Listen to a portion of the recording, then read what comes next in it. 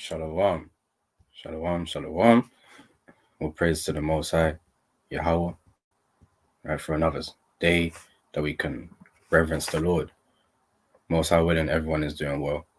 Most High willing, everyone is continuing to endure. You know, this thing is not over. Yes, there's wars going on. Yes, there's a lot of things happening, but this is just the beginning. Right? There's a lot we have to endure. So Most High willing, everyone is praying to endure, and that their faith remains with them. Right. Today, we're gonna go, back into these lives and back into these, Monday milk type of scriptures that we can go into to gain a foundational understanding, to make sure that we know what this truth is about.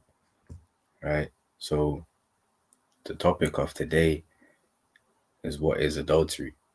There's a lot of different ideas about what adultery is, and can bring some confusion as well. So it's important that we go into it. It's important to make sure that we have the right knowledge necessary to be able to know what it is and know what it isn't. Right. So I'm gonna start in the book of Job. Right. So what is adultery? Is adultery okay? What are the judgments for it? It's not a word that we use, often. It's not the most common word in our vocabulary, in the world especially. You don't really hear that word. You only really hear it when it comes to maybe reciting the 10 Commandments. Then you may say, thou shalt not commit adultery. That's the type of time when people think about the word adultery. But other than that, people don't really know about that word. So because you don't really know that word that much, it's harder to really grasp and understand what it is. So we have to, go into it. We have to, because it is one of the 10 Commandments. We should all know the 10 Commandments, and we should all know what they actually mean. No point just saying it, thou shalt not bear false witness. You don't even know what it means. Thou shalt have no other God before me. You don't even know what that means. Or, thou shalt not take the Lord's name in vain. If you don't know what that means, then it's pretty much futile just saying it. You have to understand what it means as well. So what does it mean, to commit adultery? First, let's deal with whether it's okay to do that. Other than where it says thou shalt not commit adultery. Actually, we'll go to that first. Actually, all right, we'll go to that first. It does say in the scriptures verbatim. It says word for word that we should not do this. All right, this is Exodus chapter 20, verse 14. It says, thou shalt not commit adultery. All right. You shall not commit adultery. We are not permitted to commit adultery. We are not allowed to do it. If we do that, that's something that goes against the laws of God. That is sin. It will be going against the word of the Most High. It's not something that the Lord has ordained. It's not something that Yahweh has decided for us to do. Right? We should not be committing adultery. Right? So you have to just first, make sure we make that plain and clear. First of all, right? No one should be committing adultery. So now we can shed a bit more light on what that actually is. So I'm gonna go to Job now.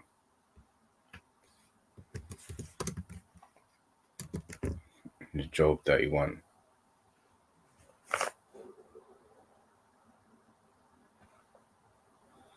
I'm gonna start verse 1. It says, I made a covenant with mine eyes. All right, so Job said he made a covenant with his eyes. Right, so he made a deal. with his eyes. He made an agreement with his eyes. That's what we all should do, because the eye, is a very evil thing. Let me get that also in Sirach.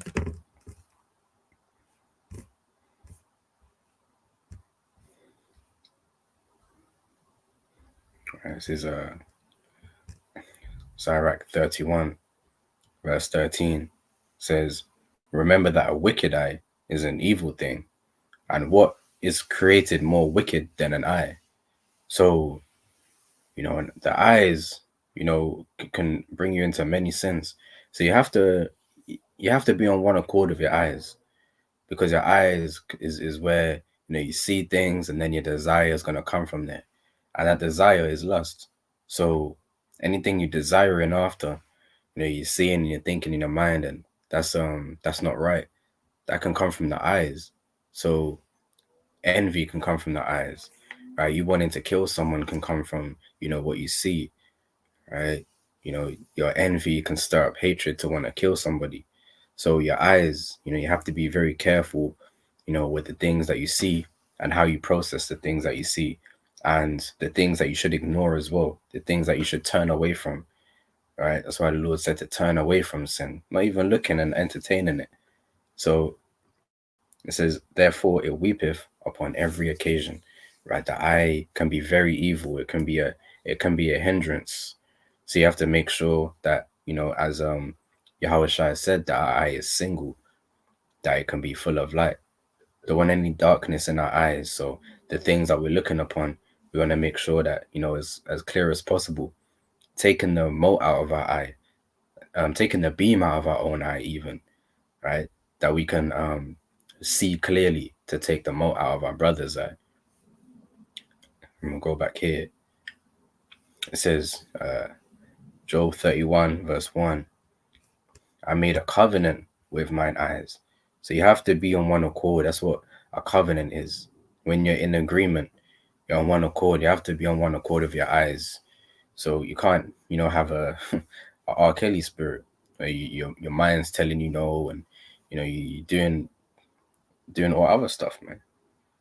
You have to be on one accord with your eyes. So you don't want your eyes to be leading you, right? You want to read the scriptures, and your eyes are leading you somewhere else into sin, right? You don't want to be subject to your eyes, right? Your eyes is two eyes, man. They're small members and small parts of the body. That's not what we should be governed by, right? Our eyes are meant to be used by us. Our eyes can't use us. That's not right. That's not the right order, because then you become a slave and sin even from there, because you're putting your eyes before the Most High, right? You're letting your eyes lead you, right? And it is very difficult with all the things that are in the world. That's why we have to make a covenant with our eyes. We have to understand what our eyes can draw us out to do, right? So we have to make that covenant like Job did. It says, I made a covenant with mine eyes. Why then should I look, should I think upon a maid? So why should I then think upon a maid? Why should I think upon a maid? So when you look at something with your eyes, now your eyes, which are so closely connected to your brain, on a literal level, one of the closest things to your brain, you're thinking upon it because you're seeing it. The things that you see are going to be the things that you're thinking upon, right? So it's very important. See, if whatever you're looking at all day are going to be things that you're thinking upon, the things that you're thinking about are going to be the things that you're speaking about, and the things that you're speaking about and the things that you're doing are ultimately going to be the things that you're judged on. So if you take it back, you're going to be judged on the things that you look at, right? If you put that all in reverse, if your actions are judged and your actions come from your thoughts and your thoughts come from what you see, then you're judged from what you're even looking at, really. You're judged by what you're paying attention to. Attention is that's why they call it paying attention, man.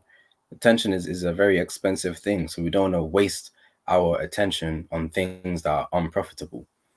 So our attention should be on things that are righteous, and obviously that's as it says in Sirach 31, the eyes are a very wicked thing.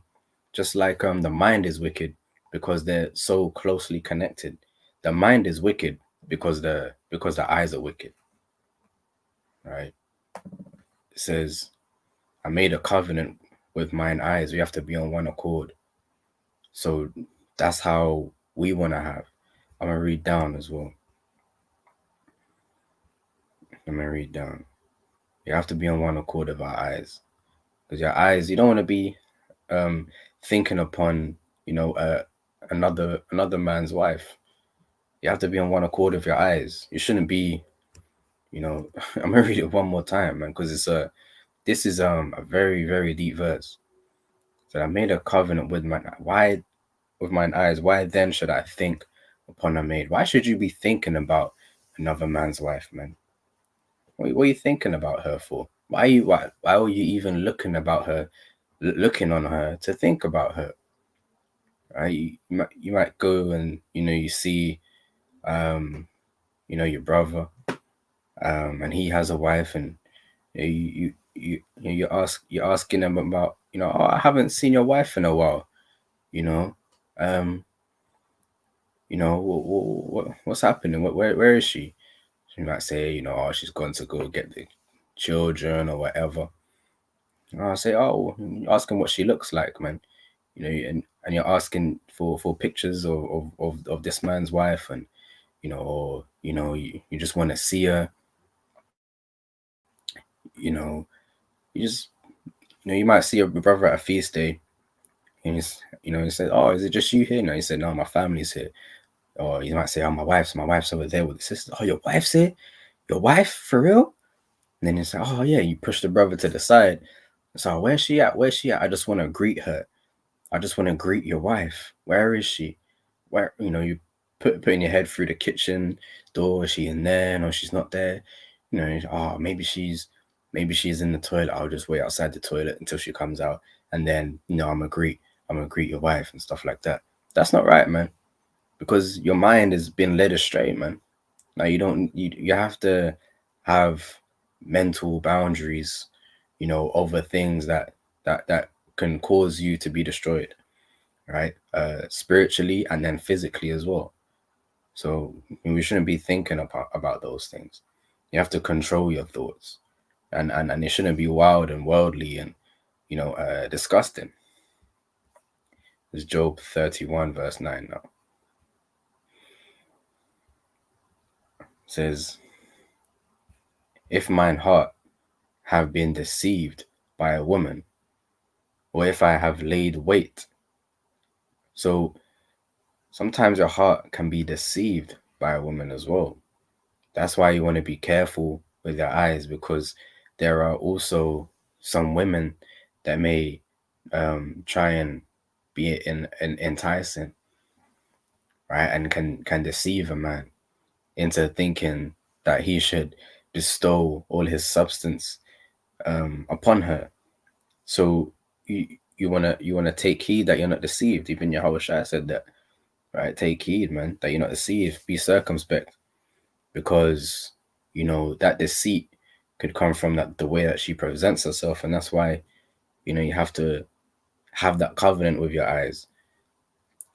How someone presents himself, it may look alluring, it may look good and stuff like that, but you can be deceived, man, with your heart because of what you was looking at. You may someone's wife may say, oh, can you come in the kitchen real quick? I just want you to taste this food. And then you're going in there, by yourself. It's just you and her. You're just saying, yeah, just taste it. And then you have to be wise, man.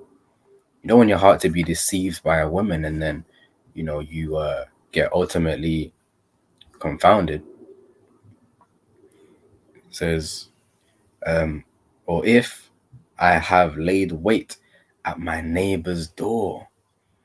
I imagine you're laying wait at your neighbor's door, right? You're at your brother's house. You know what time he finishes work.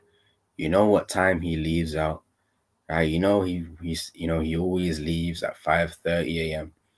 You know, he and the kids that the kids don't get dropped off to school until about 8:30. So there's a 3-hour barrier. A 3-hour interval within there where she's gonna be alone in there. So you're waiting at your neighbor's door. So you're thinking, all right, you know what? Let me just plot out. Okay, he's gonna leave at 5:30.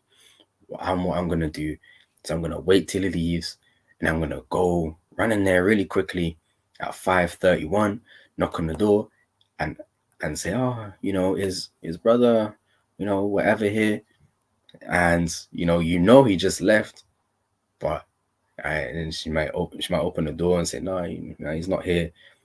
Maybe I just missed him. Damn, traveled all this way. I was meant to get him. I was meant to bring him, his stuff, right? And yeah, you kind of talk about the time that he owed you money. It's like, yeah, man, and he owed me money as well, man. I was hoping to get that as well. Yeah. Keep giving that guy money, man. He's always asking me. I keep helping him out, and it hasn't really paid me back like that. So, it's kind of getting frustrating, but I was just hoping to catch him, right before he got to work, because I'm gonna be busy later. But and you're all kind of out of breath, like, kind of panting, just says, oh, you know what? I need a drink as well, man. You're just trying to get your way inside, man. And then she says, all right, cool. I guess, brotherly love, you can just come in, you can just have a drink, and then now you're inside, man. Now you plotted. Now you laid wait. Like because when you lay wait as well, that's like when someone sets a trap. So, you try to trap that brother's wife while she was alone, right? Waiting until after he leaves. How you running in there, knocking on the door? Oh, I just missed him. Now you're getting a drink, man, inside the brother's house, because that you got 3 hours where what he's not gonna be back. All right, that would be wicked. Job is saying, look, this is a wickedness. I'm gonna see how much he believes that this is a serious evil. Oh, so I read on. It says, verse 10. So if he's done that, he says, then let my wife grind unto another, and let others bow down upon her. So he's saying, if that's something he's done, then he's worthy of that same thing. Now, if your wife grinds unto another, that means your wife is with another man. Let others bow down upon her. That's what that's talking about. All right, Job is saying, if I've committed adultery, then you know what? Why should I have a wife when I've been taking other people's wives? I shouldn't have one. I don't deserve to have my own wife if I'm taking other people's wives, or I'm desiring to be with other to lay with other women. Why should I deserve mine when isn't a wife of the Most High? Right? If you obtain favor of the Lord, man, then you get a righteous woman. So how can you do that to another man's woman, man? Let's read on as well. It says, for this is an heinous crime. Right? This is adultery, right, is a heinous crime.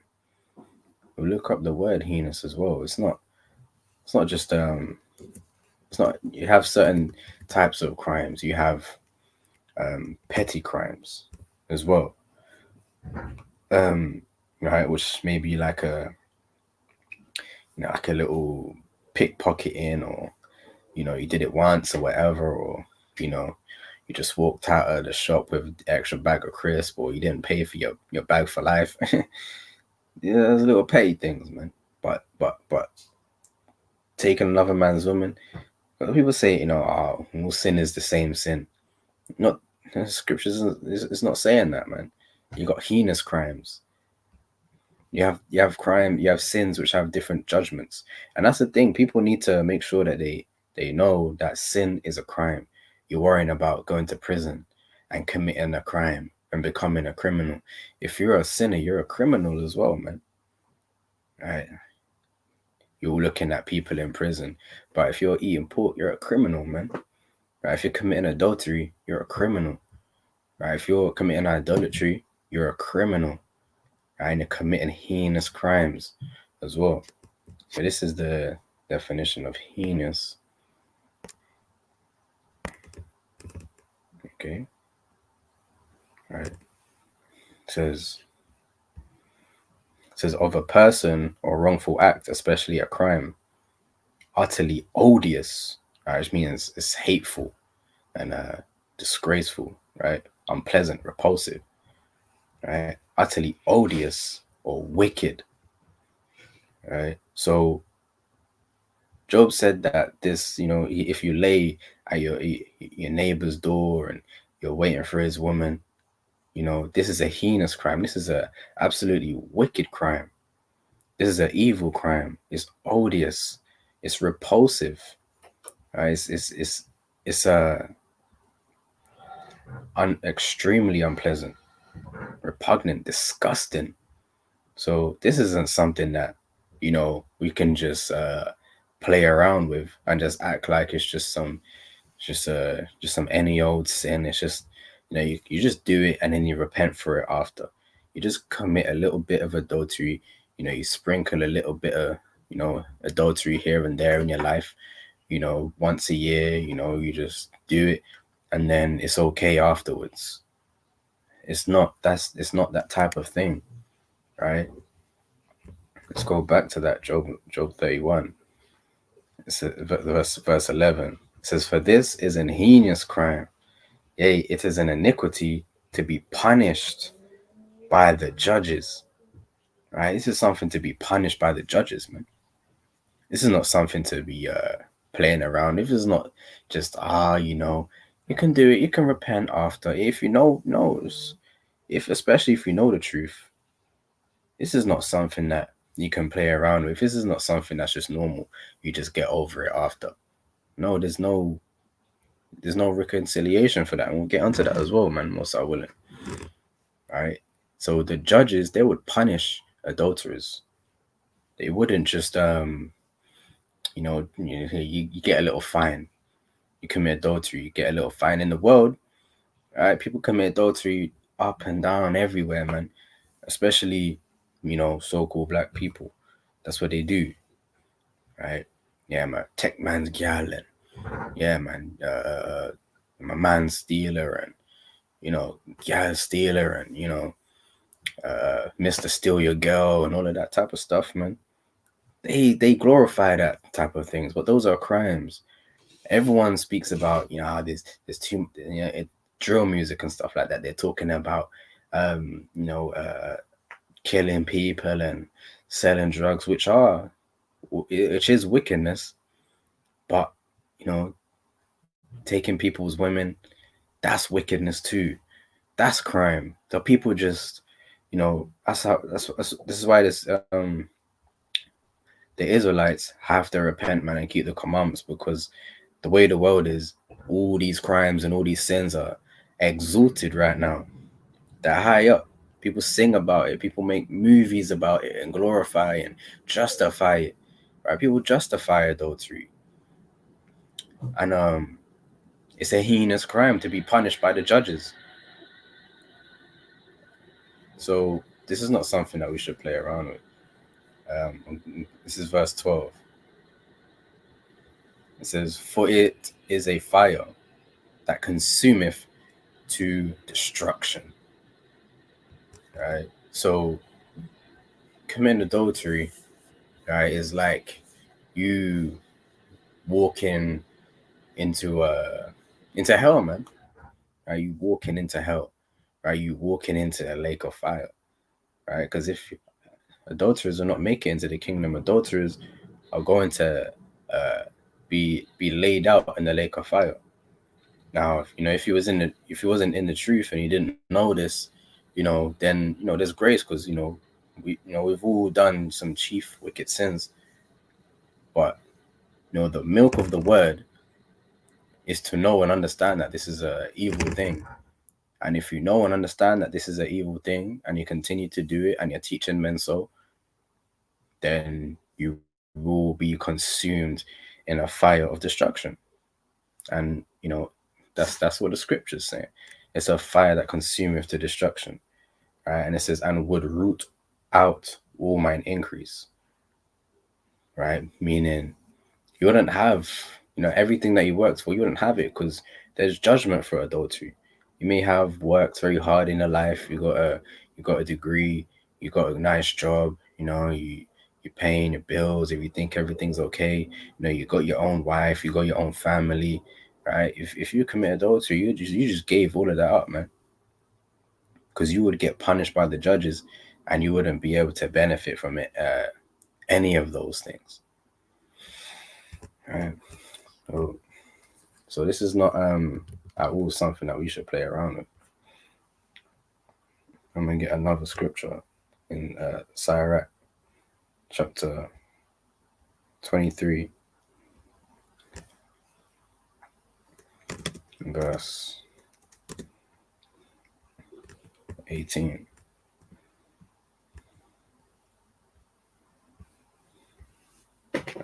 Again, about adultery. The scriptures plainly telling us it's an evil thing, man. Sirach 23, verse 18 says, a man that breaketh wedlock, saying thus in his heart. Right? Wedlock, obviously, marriage.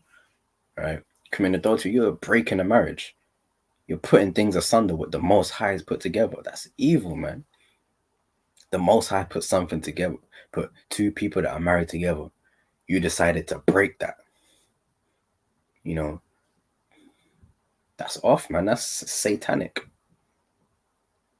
Right? You're wondering, they say, they got these celebrities and these government officials, and they're saying, they're devil worshippers. Hey, man, if you're committing adultery, you're a chief devil worshipper, man. Right? You're doing the works of Satan. Right? That's what Satan wants. Satan wants, marriages in Israel to be broken, and fatherless homes, and single mothers and single fathers, and he wants that. So when you commit adultery, you cause that, right? Because that man, that adulterer and that adulteress, they will be judged with stones,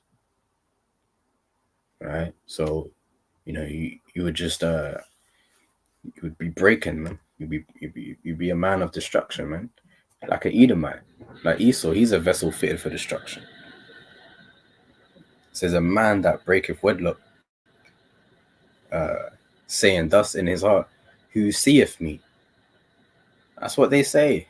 They think no one's gonna see them. That's why they're doing what they're doing.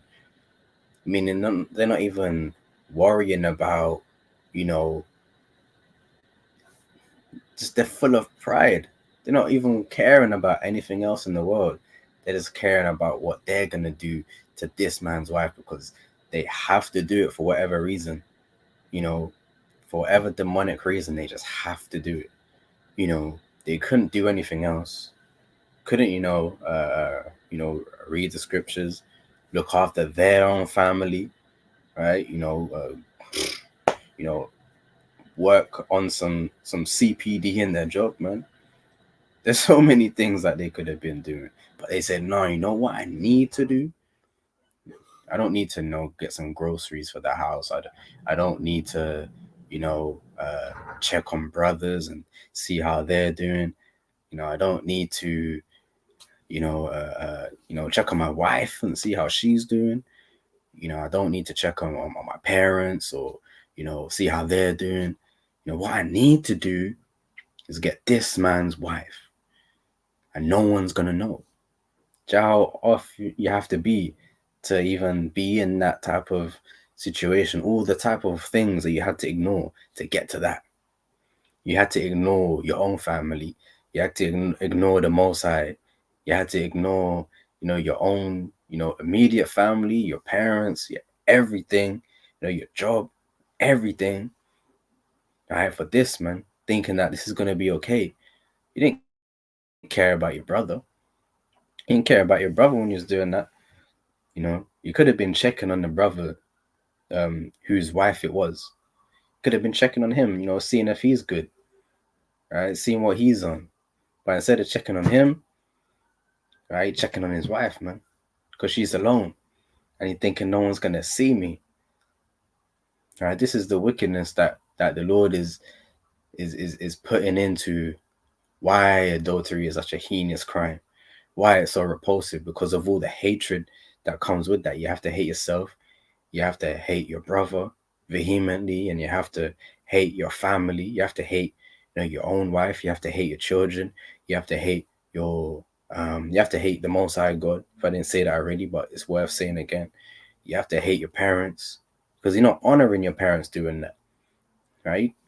Lord forbid anyone can tell their parents, yeah, you know, I just committed adultery, or I just took a man's wife, and, you know, it was great. I loved it. You know, I want to do it again. That's not honoring your parents, man. You can't tell your parents you did that. So you're breaking every single commandment there is, man. Right? You're taking the Lord's name in vain, right? Because, you know, if you're in the truth and you're committing adultery, you're blaspheming, right? You're putting other things before the Most High, and you're bowing down. You're worshiping women because you think that this is so great. You're breaking you're killing because you're murdering your brother, right? You're lying. You're bearing false witness. You're lying. You're lying to yourself, saying that no one's gonna see you, right? You're lying to your family about what you're doing. You're lying about, you know, multiple things, man. So you're breaking every single commandment. So that's why adultery is a very, very higher level of wickedness. It's a high crime. It says, a man that breaketh wedlock, saying thus in his heart, who seeth me? I am compassed about with darkness. The walls cover me. Right? Because you're inside that you know, that hotel room, or you're inside that house that you snuck in, or, you know, wherever you are. Saying the walls, they cover me. No one's gonna see me. The door's locked. Right? We lock the doors. You know, I know what time this guy comes back, or, you know, this woman's husband. She's never gonna find out. She doesn't even know where we are right now, right? It says the walls cover me, and nobody seeth me. Right? You know, your phone. You're telling her to turn her phone off. It says, "What need I to fear?" It says, "Man is saying, what need I to fear? Why? Why would?" Saying you don't need to fear. So everything, you know, the fear of the Lord, that's out of the window.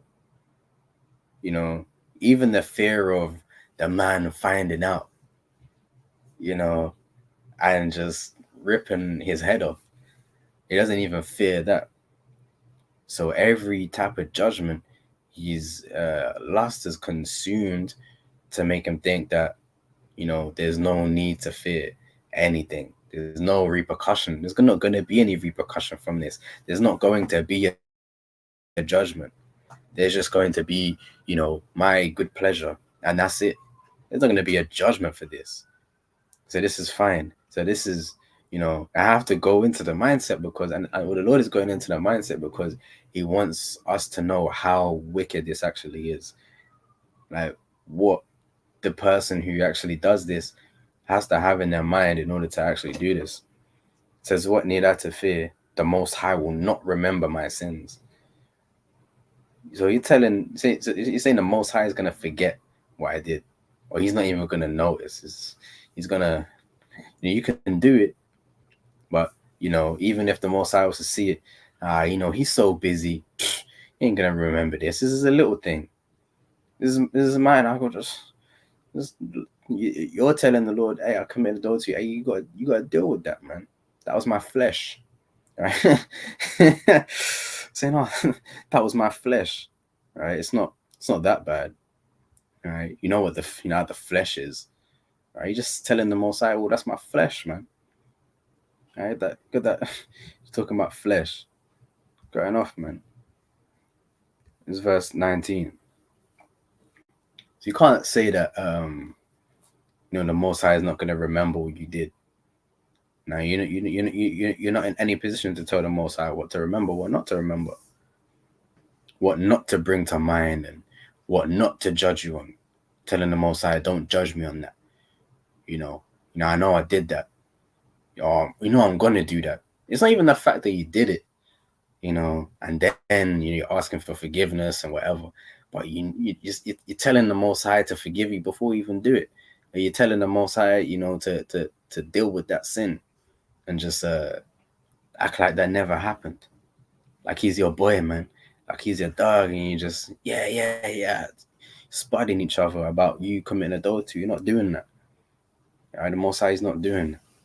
So verse 19, it says, "Such a man only feareth the eyes of men, and knoweth not that the eyes of the Lord are 10,000 times brighter than the sun." So, and this man barely fears the eyes of men, right? But, you meaning he only has respect for, the fact of whether people are around. And because nobody's around, okay, it's all right. It's fine. The length of wickedness you have to do in order to get into this position, right? The people you have to ignore, it's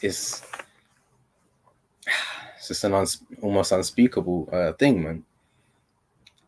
Right? The eyes of the Lord are 10,000 times brighter than the sun. So there's nothing you can get away with. So to think that you can get away with that,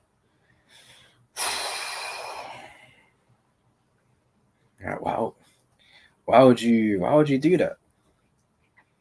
Right? It says, "Beholding all the ways of men." So the Most High sees all the ways of men. He sees everything we do. So some people they don't really fear the Lord.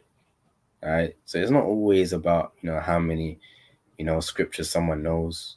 It's not always about whether someone is in fringes, because that person may only just fear the eyes of men. Right? That person may only worry about what other people see about them.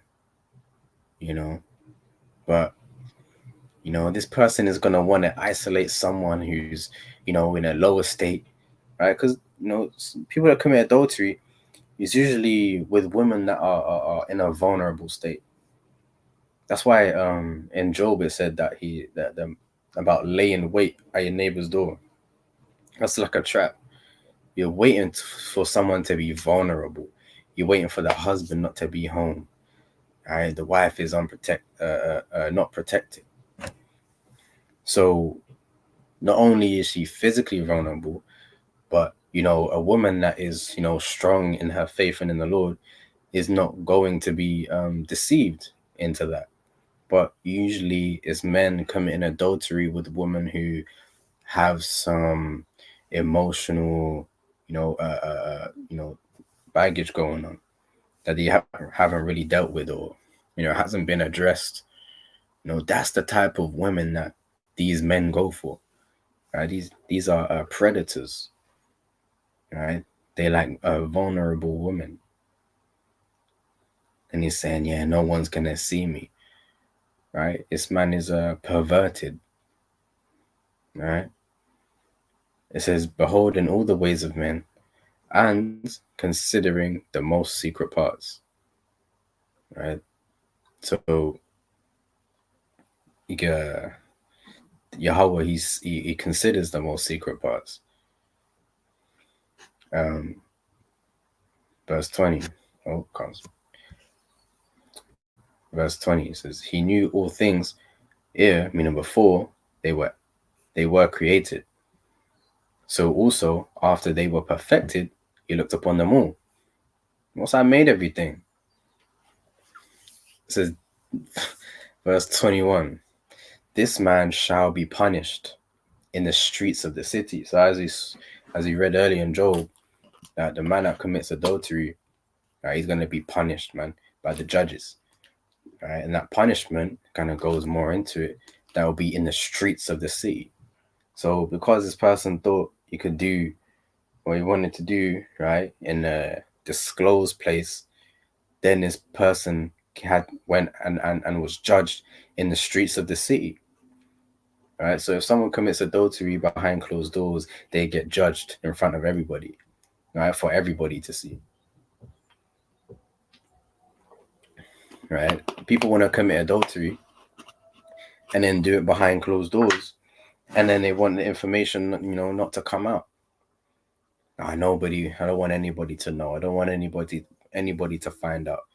I just want this to stay between me and you. Hey, if people find out, hey man, it's gonna go into the streets of the city, man. And you gotta get your judgment. Right? You have to get your judgment. When the Most High, ultimately, he's gonna bring the judgment. But Most High we'll have time, we'll go into, what this looks like, under Yahweh too. So this man shall be punished in the streets of the city, and where he suspecteth not, he shall be taken. Right? He's sleeping in your bed. Hey man, you can get taken. Right? You can get, raptured. Right? Raptured into the streets of the city and stoned. Right? Thinking, like Christians, they think that you're gonna be in bed and there's gonna be a trumpet blown and you're gonna get raptured up. Hey man, you're gonna be in your bed thinking you're gonna get raptured up. You're gonna get taken into the streets and getting stoned, man, because that's the judgment. Right? So where he suspecteth not, he might be at work. You might have been doing your job, thinking everything's good, thinking, that was a good night last night. Right? Really enjoyed that. Can't wait for tomorrow or next week or whenever. Right? You're thinking about it. Right? You can just get taken right there. The judges come. Right? The witnesses are there. Your accusers are there. And then you get judged for that. And you get brought into the city. Verse 22 says, thus shall it go also with the wife. All right? So you just think that adultery is just about that man as well. Now that woman will get taken as well, man. A man might be sleeping, in his bed with his wife and may think, everything's good. My wife, she's sleeping like a baby tonight. Right? You're saying your wife's sleeping like a baby tonight, she's she's the woman of my dreams and stuff like that. Or whatever, man. But, she's tired because she's been up all night with another man. Right? So that shall it go with the wife as well. It says that leaveth her husband. Right? So that right there, that's adultery too. A wife leaving her husband and laying with this other man, that would be adultery. And you get the same judgment. She's gonna get taken where she's not she hasn't suspected that she'll be taken. And she'll get punished in the streets as well, man. They're in the same boat. Right? Like I said, you made your bed, now you gotta lay in it. So that's just what they did. So they're gonna get judged together. Right? Though they join hand in hand, the wicked shall not be unpunished. It says the wife that leaveth her husband and bringeth in an heir by another. Right? So there's women that, they have children and they're married, they have children, but the child that they have actually belongs to somebody else. And there's women that do that and they don't even say anything. Right? See that? Whoever said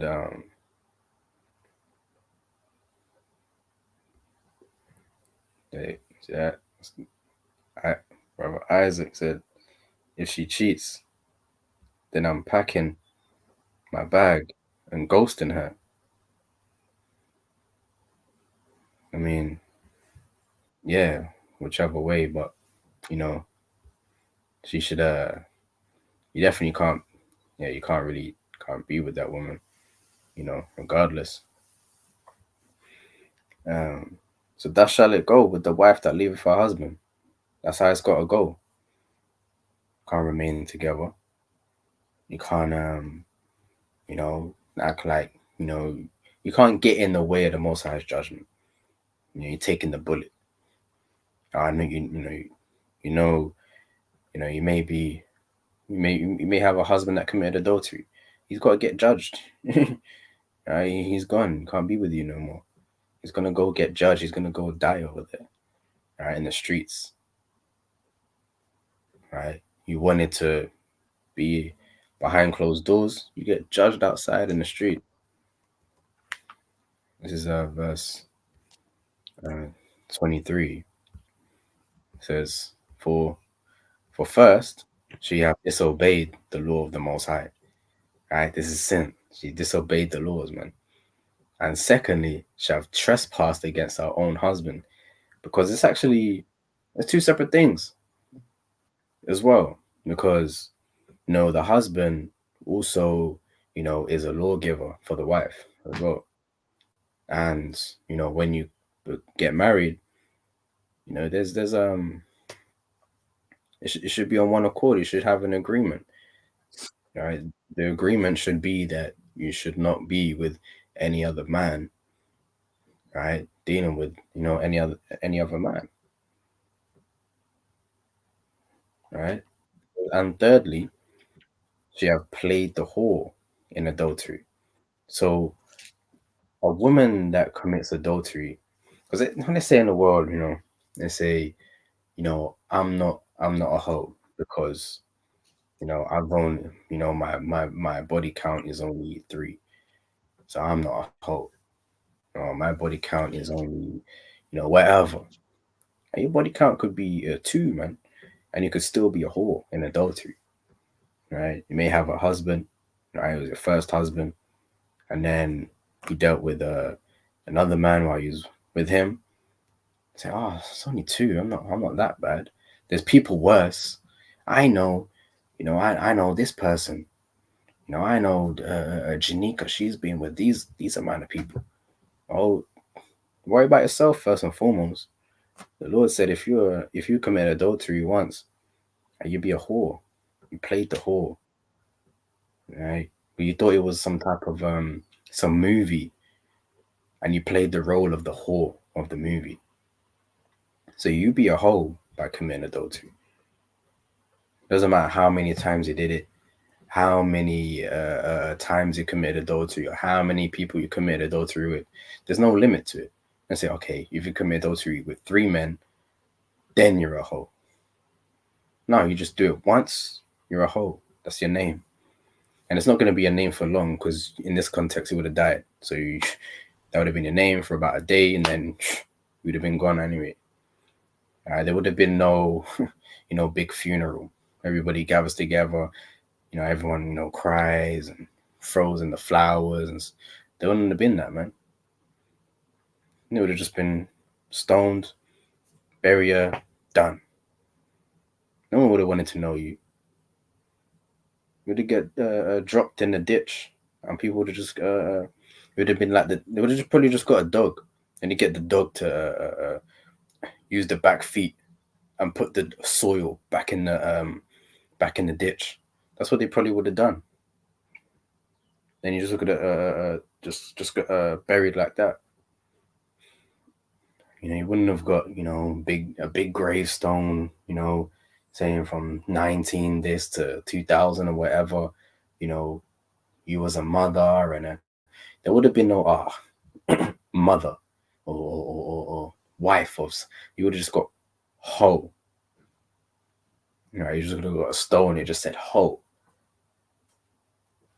Right? That's it, man. It says, for first, she have disobeyed the law of the Most High. Secondly, she have trespassed against her own husband. And thirdly, she have played the whore in adultery and brought children by another man. So you have certain women, right? They may may even bring children in by another man, like you were saying. And like I said, there's many cases, especially amongst our people, man. Unfortunately, you want to make sure, if you don't look like your dad, trust me, you got to ask some questions sometimes, man. Right? Because there's a lot of women, maybe even back in the day, they might have, you got, even Job 8:8 says you got to search out your fathers, man. Right? Every Israelite, you got to search out your fathers, man, because you don't know, right? You don't know what women have been doing, man. Right? You just got to be real, man. Right? It happens, man. Right? There's too many, right? Too many accounts of it happening to not be wise and make sure you check out your lineage, right? Check out your father, right? Are you really my dad? Because this is what happens, right? Women, they, in the time, they may be dealing with two men at the same time, right? And they maybe, have one man and, she's not sure about whether she should be with him. She don't have any children, but, it's like a young, she's in her early 20s. She don't know if she wants to be with him. So she kind of likes this guy as well, but she spends most time with this guy, but, there's one that kind of just caught her on a day where, and they weren't really together at the time. And, things just happen, man. Right. And, she thought, oh, nothing, it was only one time and, nothing would happen, but she's just going to stay with this guy. That guy, ends up raising up the children. And then, children are had. But because he slept with her, he thinks the children is his. But, he doesn't know that she was cheating at the time and, that child actually belongs to the other guy. These things happen. Right, they happen. So the Most High, he would definitely judge you for that.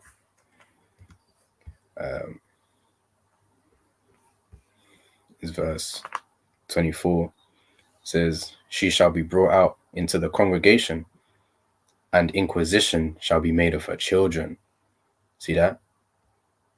The Most High there would have been an inquisition on the children to make sure that those children, who did those children belong to? They would have checked them out, then done a paternity test, man. See who's the father. They would have done the whatever that shows are called, man. See who the real father is. It says, "Her children shall not take root, and her branches shall bring forth no fruit. She shall leave her memory to be cursed, and her reproach shall not be blotted out." So an adulterous woman, she's going to be a curse, man. It's I remember the good old days, right, with sister so and so, right, who committed adultery. No, we don't remember those good old days, man. Her reproach shall not be blotted out. Her memory is going to be cursed. There's no good old days. Yeah, the adulterer's good old days. Remember the good old days of that adulterer? Yeah. No, I don't. It's verse 27. It says, "And they that remain shall know that there is nothing better than the fear of the Lord, and that there is nothing sweeter to take heed unto the commandments of the Lord." So it says, "And they that remain." So those that see that judgment are now going to be like, you know what? I'm going to stay in this truth. I don't want to get stoned out there in the streets and look like a joke. People putting a hole and bad B on my gravestone. People putting wicked adulterer, man. That's all I'm known for. I don't want to know. I don't want my whole family to know me as that. I'm just a joke. Disgusting. I'm repulsive. I don't want to be known as that. I'm staying in the truth and I ain't departing. Yeah, shalom, man. You got it. Shalom, man. Setup's looking a bit different, but hey, nonetheless, shalom to everyone who's tuning in live, man. And like the brother's saying, man, we're kind of a reproach. Like our people, just in general, we're a reproach, man. They got all these shows.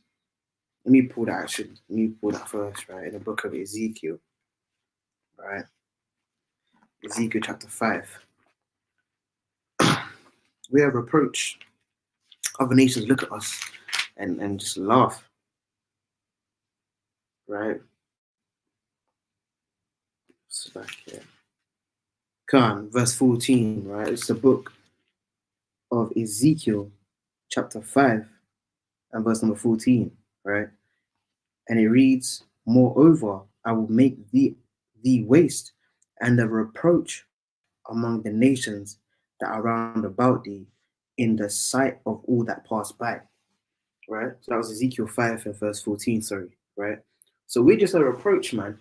Brothers going into it talking about, like finding out your father. You see on a lot of these like Maury, Jerry Springer shows, right? These Judge Judy and Judge whatever, right? It's always our people that are on there, man. Always it's our people there. And it's saying people make compilations, right? They'll make a damn compilation. You are not the father compilations. And then you got the Eve after they tell her, because she's thinking, he's had my child. And then when she finds out that it's not him, Eve's doing a 100-meter sprint, the cameraman's following, he's holding the camera like that, And we're a reproach, man. That kind of stuff, right? That's sickening to see and watch. And people say, yeah, people are, 100 million views, people are liking it, and they're saying, Lord, it's always the black ones. Right? It's because we're a reproach, man. Right? We're a reproach. All these nations, they're looking at us. Yeah, these can't be the Israelites. They don't even have, their families are not even together. Right? And that's what, because of adultery, man. Because people covet. They're coveting somebody else's things, man. Right? Some people they might covet like, that brother's got that book. I want that. Right? You can go and buy that. In righteousness. You know what I'm saying? Like provoking someone onto good works. But then there's a difference. You coveting someone's whole wife. Like you're scrolling late night, Instagram scrolling up and down. You're licking your lips, right? You're thinking, should you comment? You don't know. No. Let me wait. Maybe when it's later on, I'll comment. Not now. You go to type something. Then your wife's over there and she's making stuff. Oh, shalom. Right? Hey man. Let me go to 1 Corinthians chapter 6 and verse 9. Because you're not in this truth, right? You're not going to inherit anything. Looking and just wandering eyes, man. Trying to find everything. Trying to look for everything. Right? So I'm gonna read this. It's the book. And Salaki, let me know also if it lags or anything in it, because the connection's a bit booky.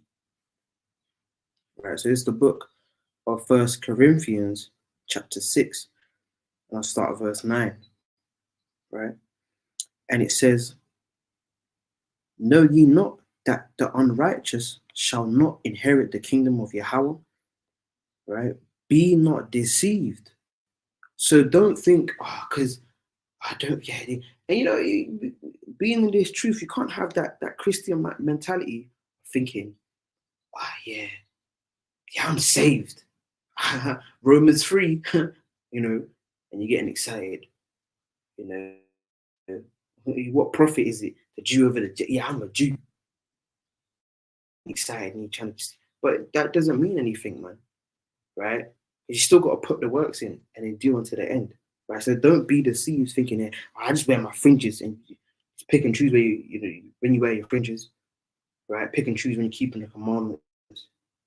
Right? It says, be not deceived, neither fornicators, right? That's just lewd and off sexual acts, was just put it there, right? Nor idolaters, nor adulterers, right? Key adulterers, right? Nor effeminate, nor abusers of themselves of mankind, nor thieves, nor covetous, nor drunkards, nor revilers, nor extortioners shall inherit the kingdom of God, right? So you don't want to be, that's nothing to look up to and say, yeah, I'm trying to be like a pimp named Slickback. That's what you're trying to be like. You're wearing but you got fringes on your suit. That's nothing to look up to, man, and to glorify, right? You want to be glorifying these guys that are talking, what's that DMX song, man? Yeah, Brenda, and he's saying all these names. We don't want to look up to that, right? But I read on. It says, verse 11, and such were some of you, right? Is that it says, were some of you. That's what you used to do. You used to do, even coming into the truth. Hey, brothers might have done that. Brothers definitely done it. You don't know what woman you're dealing with.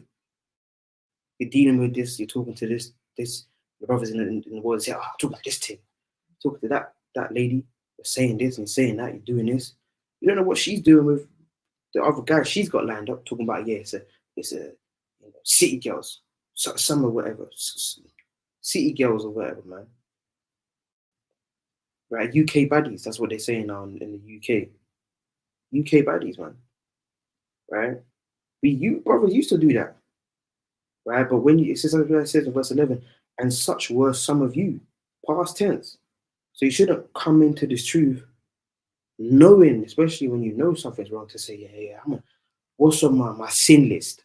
You know, at Christmas they got wish list, you got the sin list. Now you're looking, I could still, you put it in order, which one's the best? Yeah. You're thinking out, adultery, you slap that at the top. That's what brothers, some brothers got that, man. They got the sin list. Right? They got it in their mind though. They ain't, I can't write it down because I gotta bring my bag to camp. Brothers might see that. Right, reading on, it says, and such were some of you, but ye are washed, but ye are sanctified, but ye are justified in the name of the Lord Yahushua and by the Spirit of our God. Right? So you should be washed coming into this truth. You're not gonna be perfect, right? You're not gonna be perfect, right? You just came to the truth. It's never gonna work like that. Right? You gotta build yourself up, right? Let me get that as well in 1 John, right? Because we can't sit up here and say, okay, yeah, we haven't sinned, right? And yeah, that's why you can't. No, you can't say that, man. Right? The difference is a big difference, man, between willfully sinning, right? Brother might have ate something, he didn't know what was in it.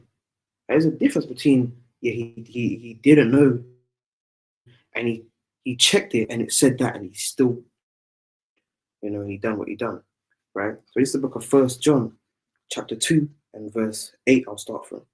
It says, if we say that we have no sin, we deceive ourselves, and the truth is not in us, right? Because we can't sit up here and say, hey, I never done that. I've never committed suicide. Let me read on, right? I will read on, right? But you can't say you didn't have no sin, right? Verse 9, it says, if we confess our sins, he is faithful and just to forgive us our sins and to cleanse us from all unrighteousness, right? That's what this word is supposed to do to you, right? Especially, because I was saying to a brother earlier, right?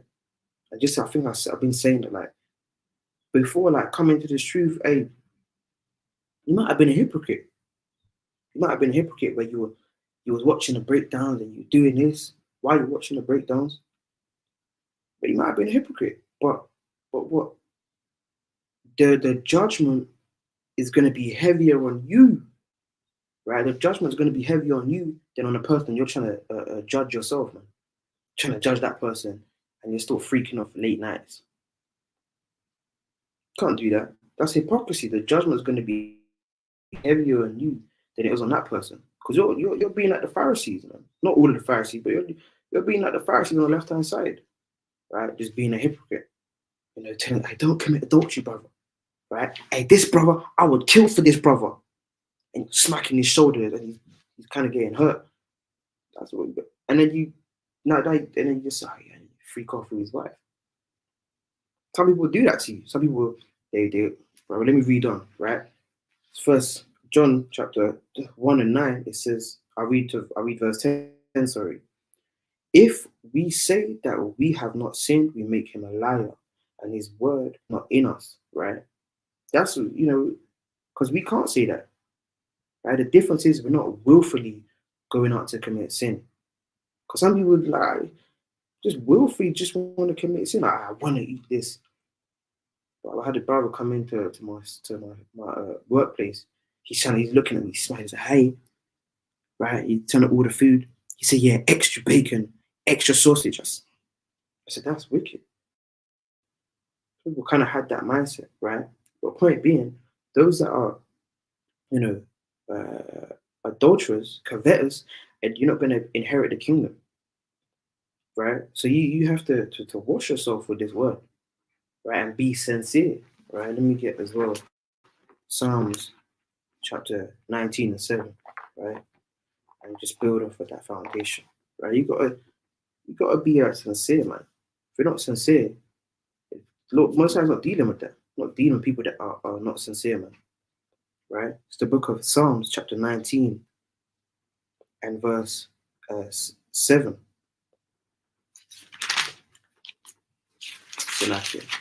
And it reads, the law of the Lord is perfect, converting the soul. The testimony of the Lord is sure, making the wise simple. Hey, so, because this word will humble you, man. If you're being sincere with it, it will humble you. It should convert your mind, change how you think, change what you do. That's what it should do. But if you're not being sincere with it, you can see the effects of it, man. Brothers in this truth talking about, yeah, I've been in the truth for a long time. And then you went and go commit adultery. So, it don't matter about, oh, yeah, this guy's the mightiest guy. He's the mightiest, he brings it out, and he's doing that, right? But this guy's freaking off with people, man. That once, yeah, and then twice, right? Then he's trying to go to 4 times to make it infinite. That's what people do, right? But the word is supposed to convert your soul, man. Some people, their souls, they're converting their souls in some sort of deception, just to lay down with certain people, right? They want to get into bed with Satan, right? Rather, Satan's got into bed with them, and then they've taken on that spirit, and then they're trying to lie down with everyone, right? I'll bring up one more precept, and you got it, right? Let's go to Exodus, because this is a classic, man. Bro, you should be reading this, man. You should be reading this, right? And be careful for them kind of brothers that try and play that, sympathy card now. You're trying to play the sympathy card, trying to do your rounds, trying to go around, trying to find everybody. Hey, guys, yeah, I'm sorry. Be wary of the kind of brothers, man. So this is the book of Exodus, chapter 20, and I'll start. See that? I'll read the whole thing, just so it can be ingrained and it can, really wash everybody that's watching the live, man. Right? But let's go into verse 17. Right? It's start at verse 14. Actually, yeah, that's perfect, just like that. Right? This is Exodus 20 and 14. It says, "Thou shalt not commit adultery." Right? Plain and simple. We don't have to go into the meaning. Brothers don't have to pull up the meaning of what adultery is. You just know that, right? If you're still doing that kind of stuff, hey, your mind's still in the world, man. Your mind is still in the world. Committing adultery. That's something that people that's Satan would do that. That's something Judas would do, man. Right? How much to commit adultery? Right? He's asking how much. Right? Let's go to verse 17 as well. It says, "Thou shalt not covet thy neighbor's house.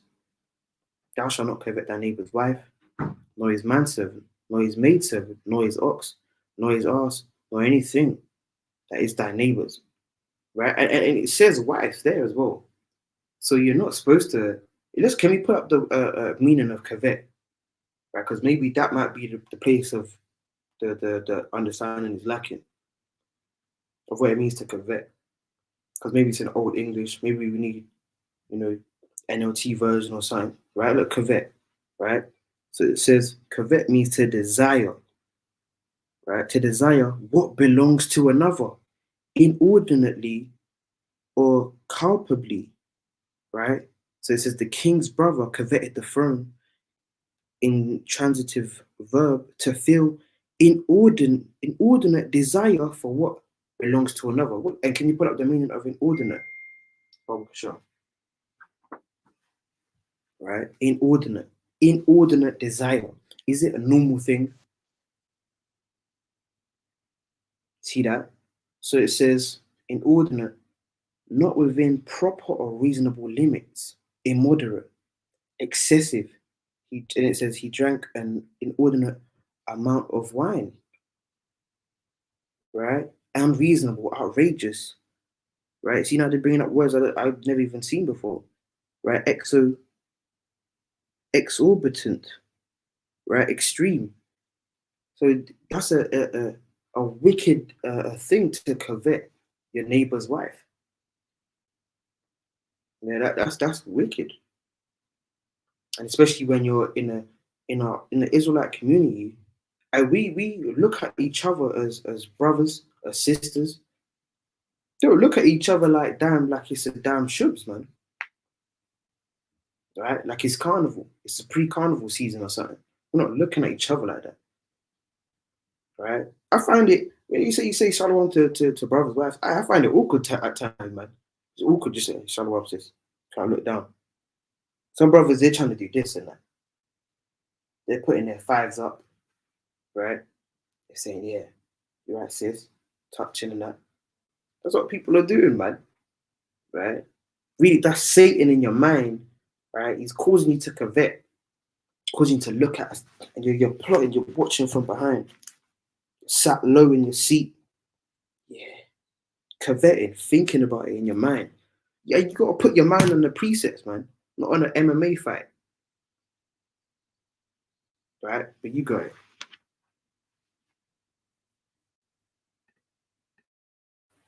Right. And let's go into that judgment as well. Right, there is judgment that came with this, as we was speaking about. Right, it's Leviticus chapter 20, verse 10. So the Most High just shows you plain, really. It's Leviticus 20, verse 10. It says, "And the man that committeth adultery with another man's wife, even he that committeth adultery with his neighbor's wife." Right? I just repeat, this is your brother, man. It's your brother. Doesn't matter who it is, like your father, your brother, your cousin. You don't know him. I don't even know that guy. I didn't even know. I wasn't even sure. I didn't even know. See, back then there wouldn't have been. I didn't even know. There wouldn't have been that. All right, so that's why it said not to be deceived. Because even in those situations where I didn't even know, there's women that were just deceived, man. Try to bring you in the house. Oh, come in, just for a cup of tea. Right? You go in, you might be an electrician, right? And you go around the house just to fix the electrics, right? And now, you're fixing the plugs and, you're fixing the lights. So, I like the way you screw that light bulb, right? And then you want to be deceived. You say, "Oh, really? Yeah, I've been doing this for years. And say, "Oh, yeah, show me how you screw that one more time." And say, "Oh, yeah," and then it's sort of going off, man. You don't want to be careful that you're not deceived, right? You're doing deliveries and you open the door and then another man's wife, she's just wearing God knows what, right? Just luring you in, man. You might be an engineer, you come to fix the boiler, right? The heating's down. And she's cold in there. Oh, I'm so cold. Oh, just have some tea. Just have a drink. Just so cold in here. While you fix that boiler. oh, you're such a, you're a good man. You're a good man. Starts complimenting you and stuff like that. The pictures of her husband, she kind of takes them and takes the frame and puts them face down. Right? So I didn't even know how they got there. Right? So you want to be careful. It doesn't matter who it is. So you have to be wise. So it says Leviticus 20:10 says, and the man that committeth adultery with another man's wife, even he that committeth adultery with his neighbor's wife, the adulterer and the adulteress shall surely be put to death. It would have to be a sure thing. You couldn't just there's no doubts in that. Should they be put to death? It was only once, and the husband did have an argument with her, and you got to understand the context. They were, isn't there a way we can figure this out? And that's what happens in the world, man. Right? When a man is freaking off, people glorifying it. And when a woman does it, it's like, you got to understand why. You got to understand why all of a sudden. When it's a woman, you got to understand why she did it. It was the man's fault. Right? Maybe he just wasn't taking her out enough. Maybe he just wasn't, buying her enough stuff. Maybe he just wasn't no, man. You can't glorify wickedness for a man, and you can't justify wickedness for a woman. Right? So you have to be careful. You don't want to be deceived. We'll go to Genesis chapter 39, verse 7. All right, and they tried to deceive Joseph. It's Genesis 39, verse 7. It says, and it came to pass after these things that his master's wife cast her eyes upon Joseph. Right? And she said, lie with me. So there's times it's actually women that instigate these things. Right? It's not like, Joseph was, dropping game to her. And then she just, he just won her over. He swept her off her feet. It don't always work like that. And there's some women that they just, just watching and watching. So even as a woman, you have to, watch your eyes, man. You can't be you got a husband, you can't be looking upon other men.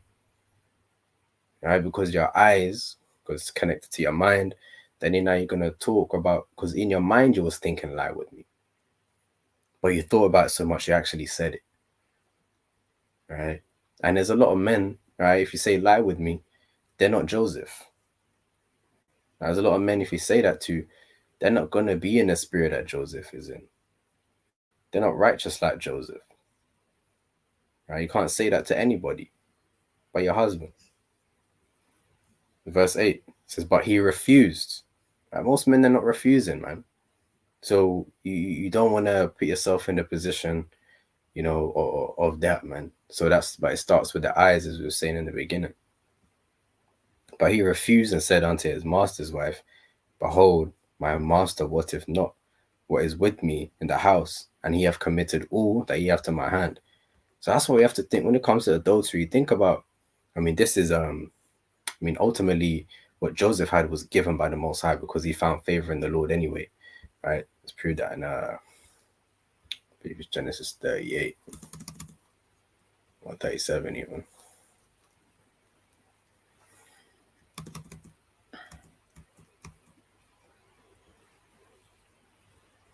Stuck. Let me get it. I think it's 39. Go on. And verse 21. It says, but the Lord was with Joseph and showed him mercy and gave him favor in the sight of the keeper of the prison. The keeper of the prison committed to Joseph's hand all the prisoners that were in the prison, and whatsoever they did there, he was the doer of it. The keeper of the prison looked not to anything that was under his hand, because the Lord was with him, and that which he did, the Lord made it to prosper. So everything that Joseph had as he was being looked after, it was the Lord that made him to prosper.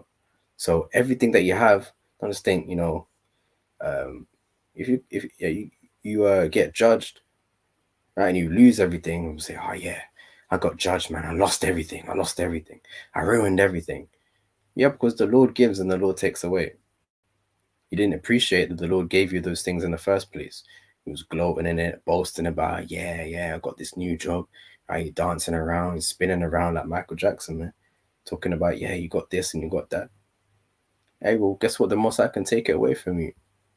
And Joseph, he knew that, even though he had a master, that his real master, Yahweh, was actually the one that gave him the things that he has.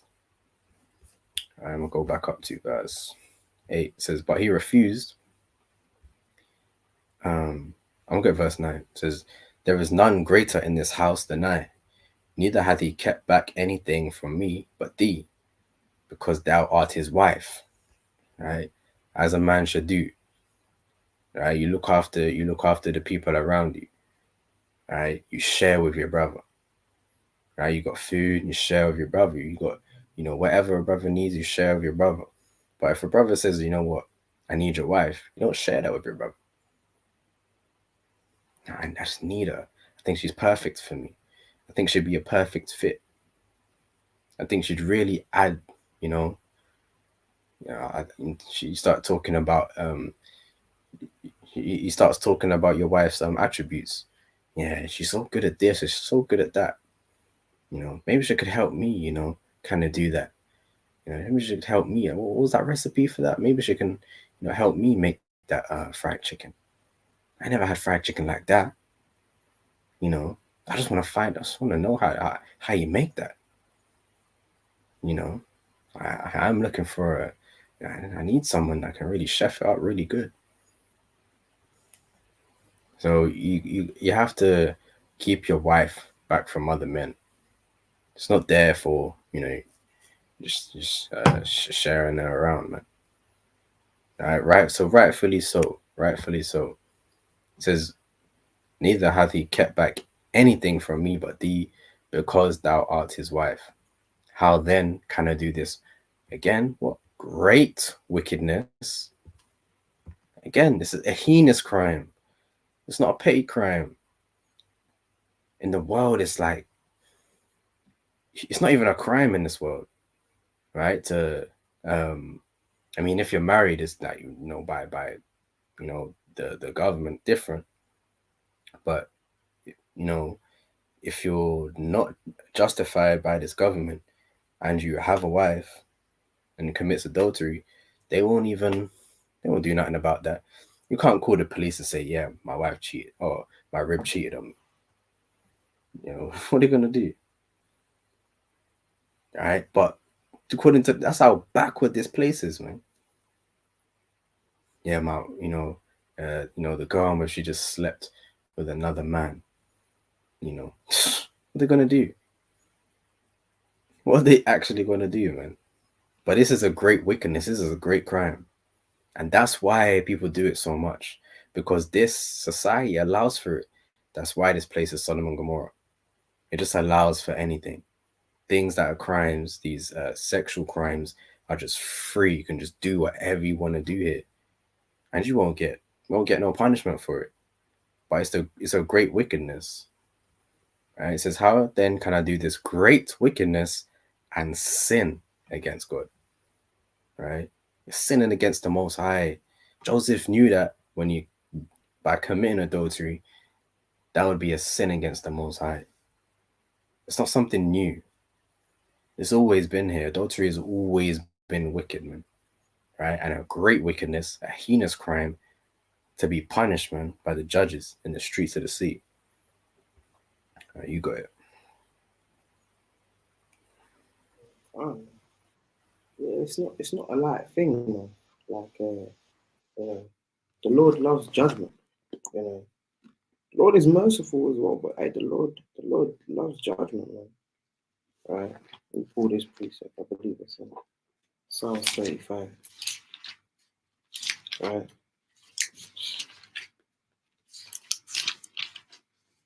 The book.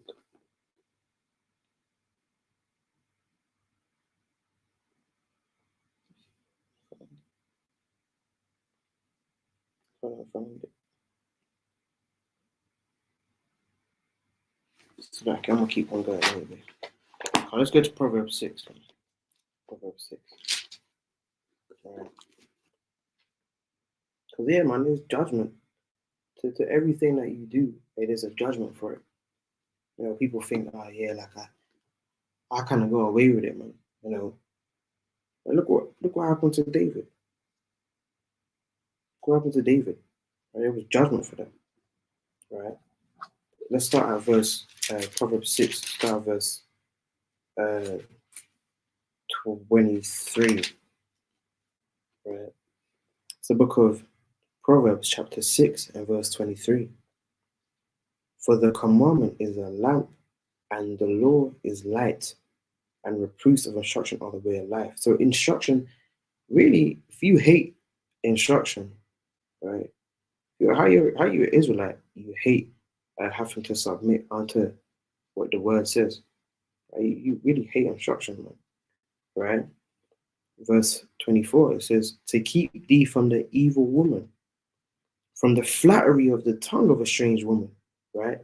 So now you're looking at other people, you know, and this is obviously double for us talking about wisdom and the actual woman, man. Because you have wicked women that will, you know, oh yeah. I seen this one video on YouTube. This guy is Israelite channel showed this sister the breakdowns. She's like, oh, I think on the caption it says something like, you know, he's trying to show me these videos and that. I'm just trying to smash. She's just trying to do that, man. That's wicked, man. She's snapping it as well, like it's some damn vlog. Day out with the Israelite. Or something, man. So it's these commandments, these instructions, the way of life that we're supposed to live, are supposed to protect you and keep you from wicked wisdom and wicked women, man. Right? Double entendres in that, right? It's supposed to keep you away from these kind of things.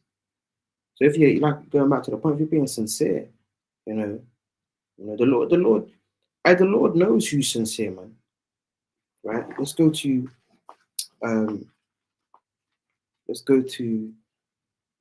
so back here, hold on.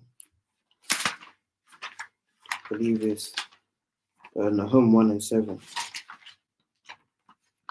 All right, let's go to that. So the Lord knows who's sincere. All right.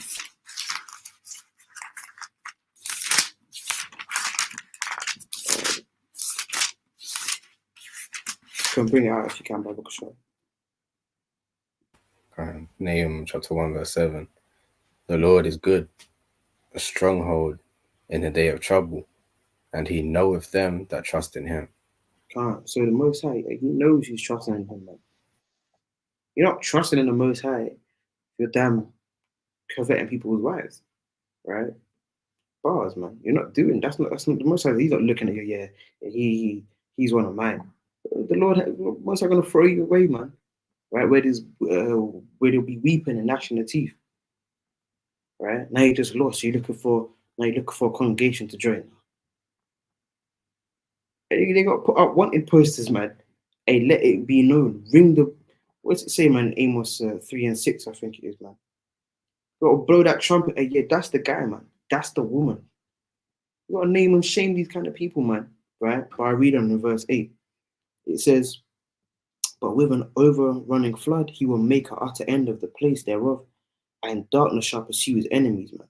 So if you're destroying families, right, going against the Most High, Yahweh Hashem Yahshai, right, coveting people, hey, there's a flood waiting for you, man.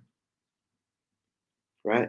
There's a flood waiting for you, man. A flood of destruction upon yourself, might be upon your kids, put at your workplace. Now you're fired. Judgment. That's what that is, man. So the Lord knows who is, or what side are you on? You can't be one foot out and the other foot is in someone else. Right? Yeah, man, you can't be doing that. Right, but let's go back to Proverbs 6 and read on from 25. Right. It's a book of Proverbs. So even verse 24, like some people they hear what a woman says, man, in their ear. Woman saying, yeah, she's whispering, yeah, whatever the hell women they be saying and that. Yeah, why don't you come back? Yeah, why don't you come on over? Talking about now turning to damn Amy Winehouse. Yeah, come back to my place. We can just go over some precepts. Huh? You can just do that. I got incense as well. Trying to entice you and say stuff, right? Verse 25, it says, "Lost not after her beauty in thine heart." Right, that's your heart is your mind, right? Neither let her take thee with her eyelids. So don't just be that simp of a effeminate man. You just see woman and now you just licking your lips all day, man. Be at camp, you're licking your lips. You don't want to be that. You're just looking. Hey, you at camp. You shouldn't even be doing that anyway. But of all places, you're at camp doing that, looking down, smiling. Brothers have to tap you. Hey, can you read that out? Read that out. You know, if you're trying to read that, you're looking somewhere else. Got wandering eyes, man. You're in the congregation of the dead, just wandering around trying to look for stuff to look at. But look at the Bible, read the Bible, wash your soul, man, wash your spirit, repent, be sincere with the Most High, right? Most High will bless you, man, right? But Most High's got to try you because Most High's not going to just, oh yeah, this guy is a simpleton. Yeah, he can't, he's not part of the Lord's army. He's not down with Yahweh, right? Might have to make that a song, man. He's not down with Yahweh, right? But reading on, it says, "For by means of a whorish woman, a man is brought to a piece of bread, and the adulteress will hunt for the precious life, man." So some men they're going out of their way from women, right? Because they both are accountable. Don't get it twisted.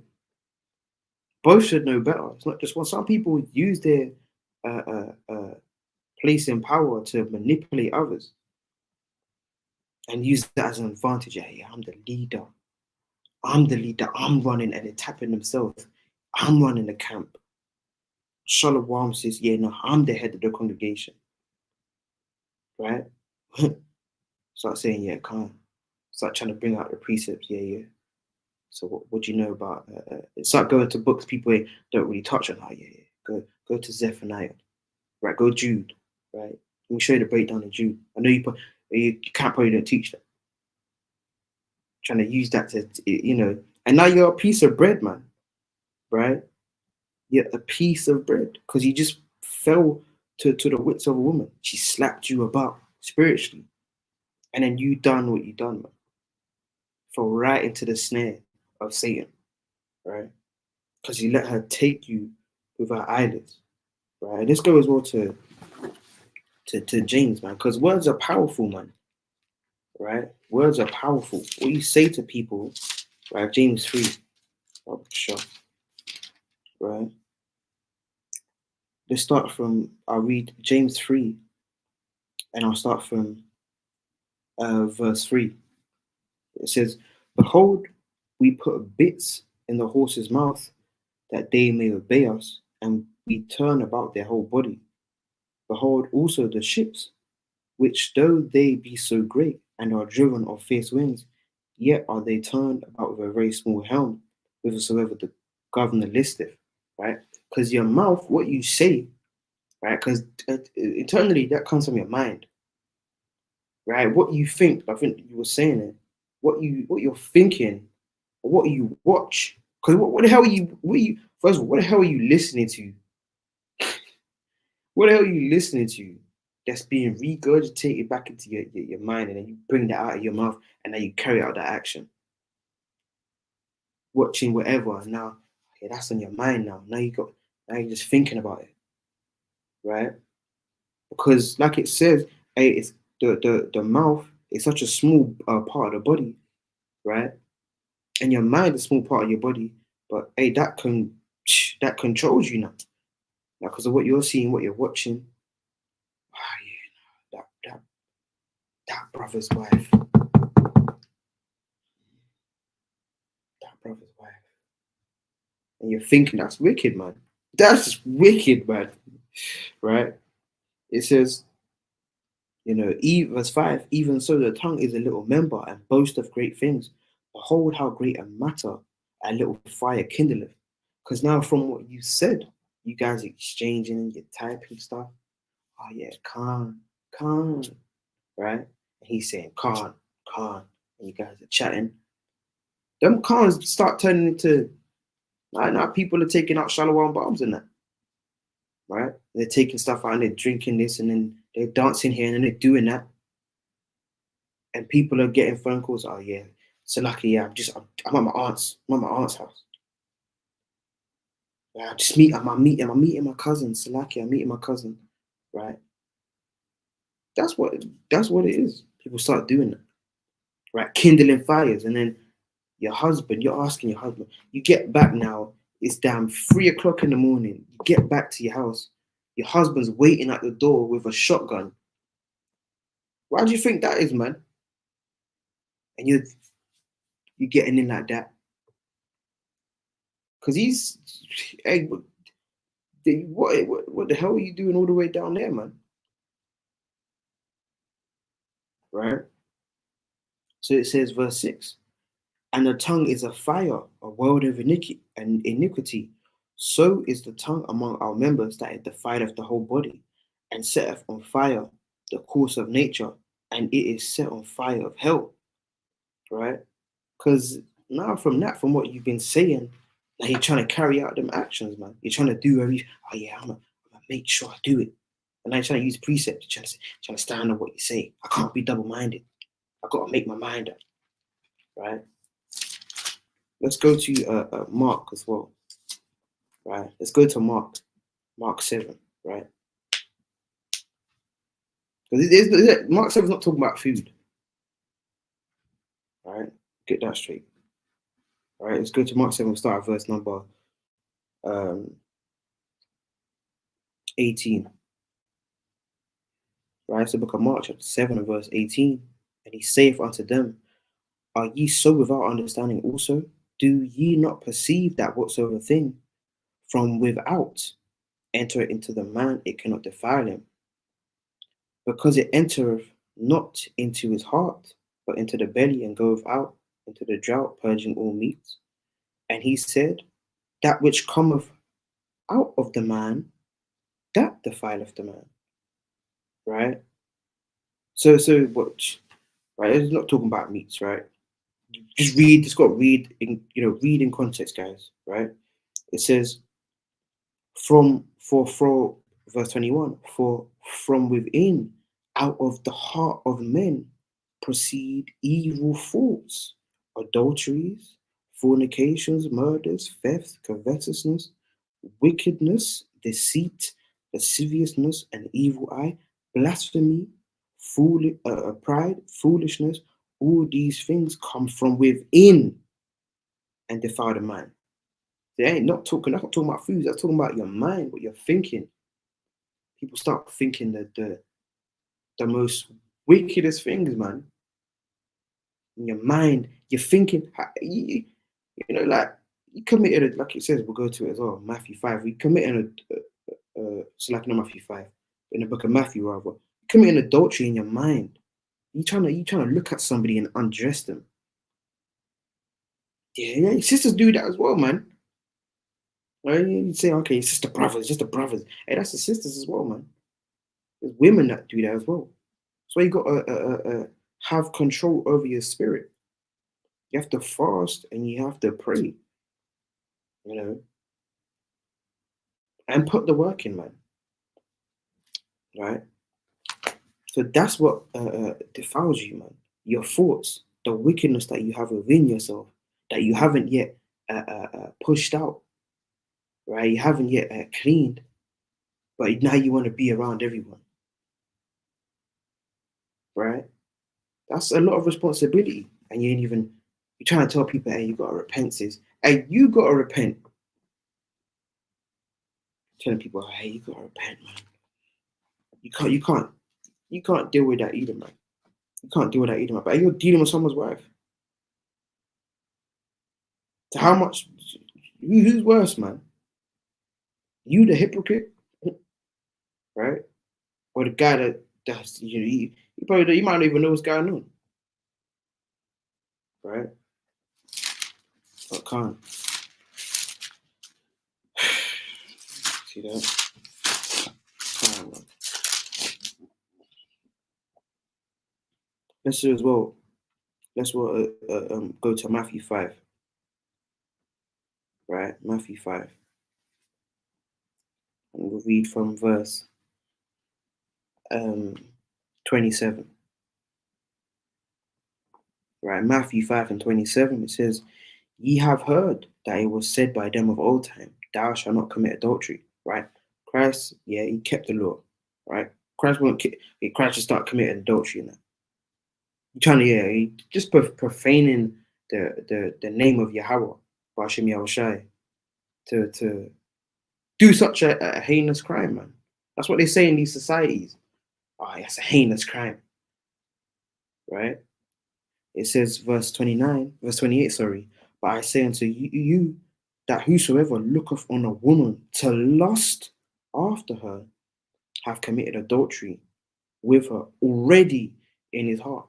So in your mind, and there's nothing wrong with saying, hey, that sister, hey, acknowledging, a woman's beauty. That's this. That's not rude. If you just there, you just sat there all day long, you're just thinking about women. Something's not right in your mind, right? You might acknowledge, oh yeah, that sister's beautiful. All praise to the Most High. Keep it pushing. Now you start scrolling. You're just scrolling. Yeah. Now you're trying to be. You're ready. You planned out what you're doing in your mind. You're committing adultery, man. That's wicked. You gotta wash your mind. Be sincere with the Most High, right? Otherwise, he'll get up with you, right? You can read it. I'll read on Salakia. It says, verse number 29, "And if thy right eye offend thee, pluck it out and cast it from thee, for it is profitable for thee that one of thy members should perish, and not that thy whole body should be cast into hell." Right? And we're supposed to be the body of Yahushua. We represent Yahushua. If one of your members is just profaning, like for example, if somebody was unclean, right? Let's say with Miriam's account, they put her out of the camp, right? Or in a worse scenario, someone's teaching some wicked kind of doctrine. Hey, hit the rocks, man.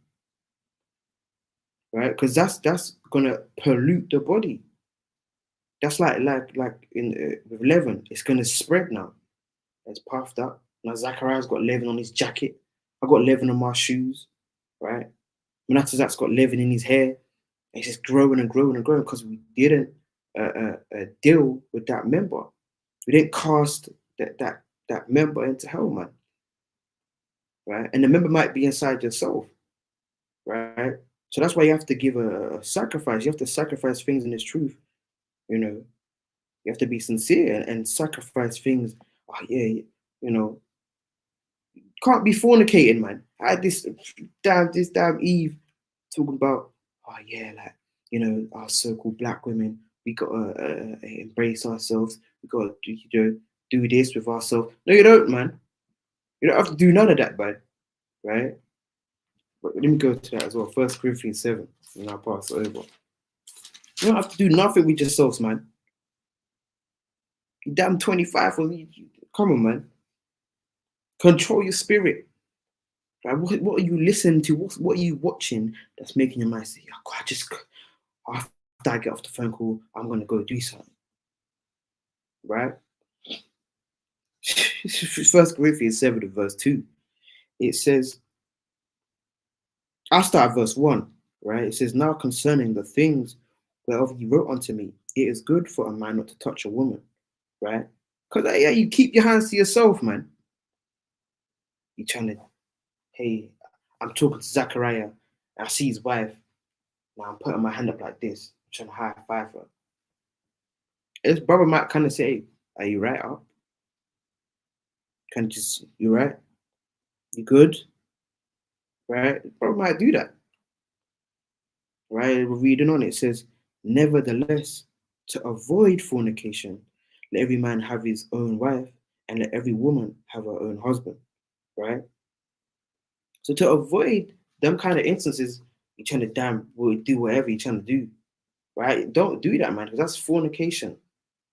That is fornication. Right? Just think, oh yeah, you know, the men of the Lord were just doing what they were doing back in the days and that. They weren't doing that, man. Right? You can't be. You gotta be an example, man. Now you're doing that. Your kid walks in. What do you say to that? Right, but you got it.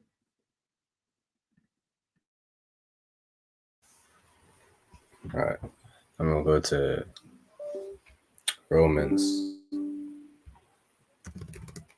chapter 7. So I'm gonna build on that point.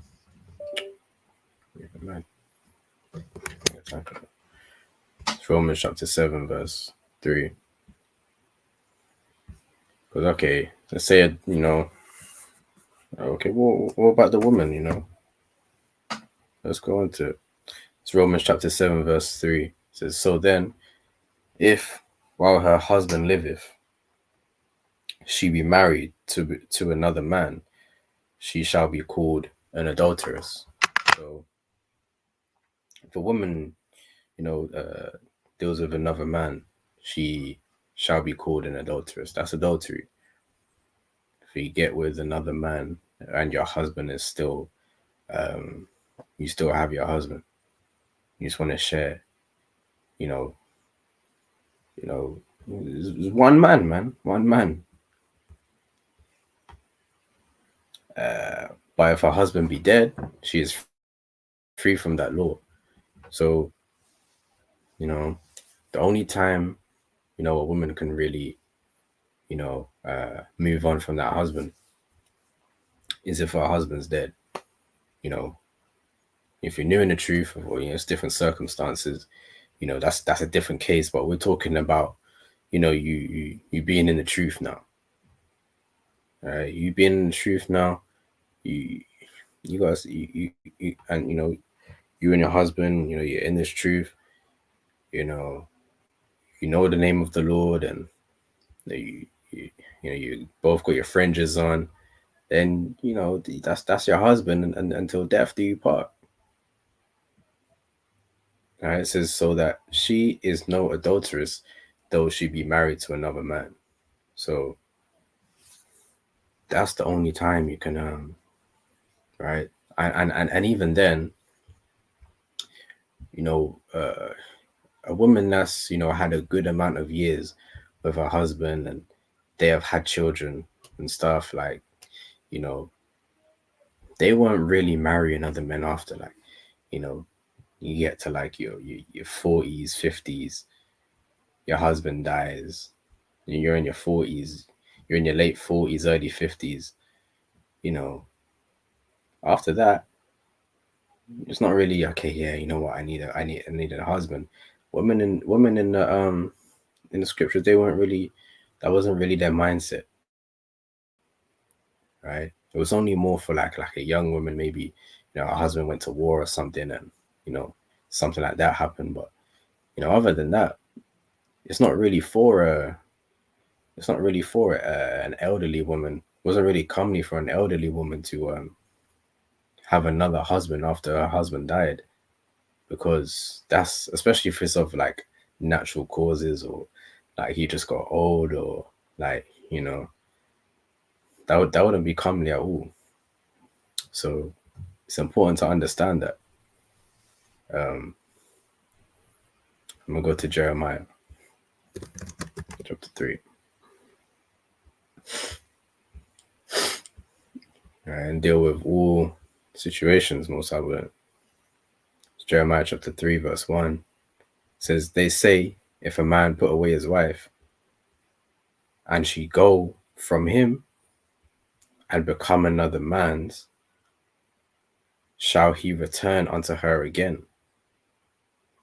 Shall not that land be greatly polluted? Right. So if a man, if you put away your wife,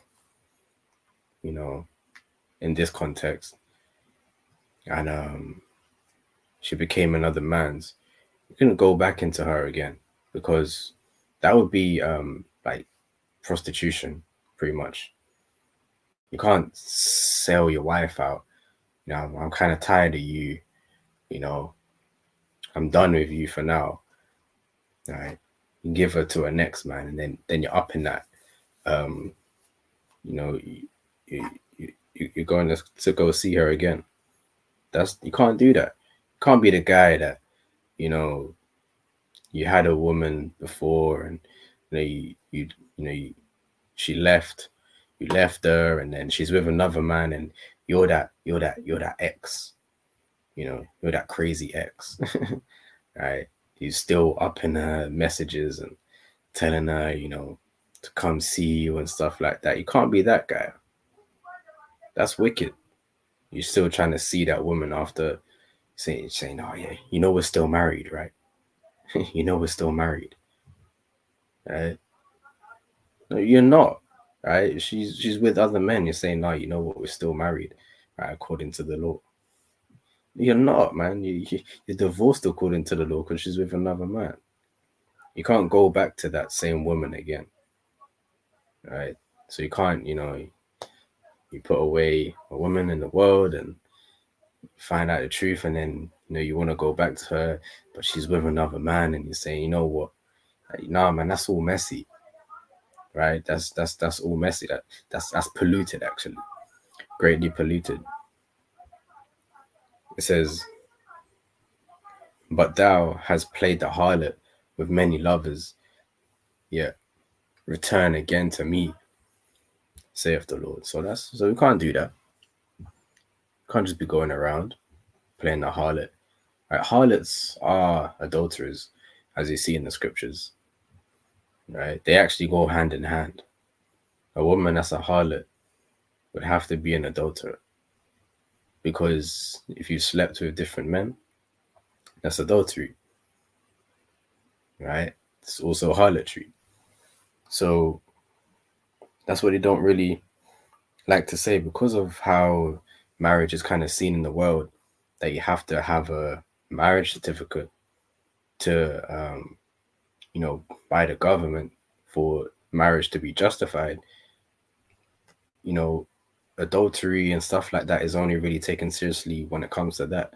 But people are doing that, just committing harlotry, and because there's no accountability of marriage to what they're doing, they're kind of justifying it, saying that's all right. This is what young people do.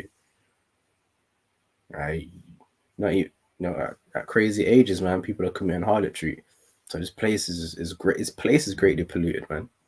Our people are greatly polluted. Their minds are polluted because, they're taught that this is normal. This is not a crime in this place. Right? It's okay. It's fine. You can be with whoever you want, and it's okay. But it's not okay. Right? The Most High, is showing us that, we should not be partaking in adultery. It's a pollution.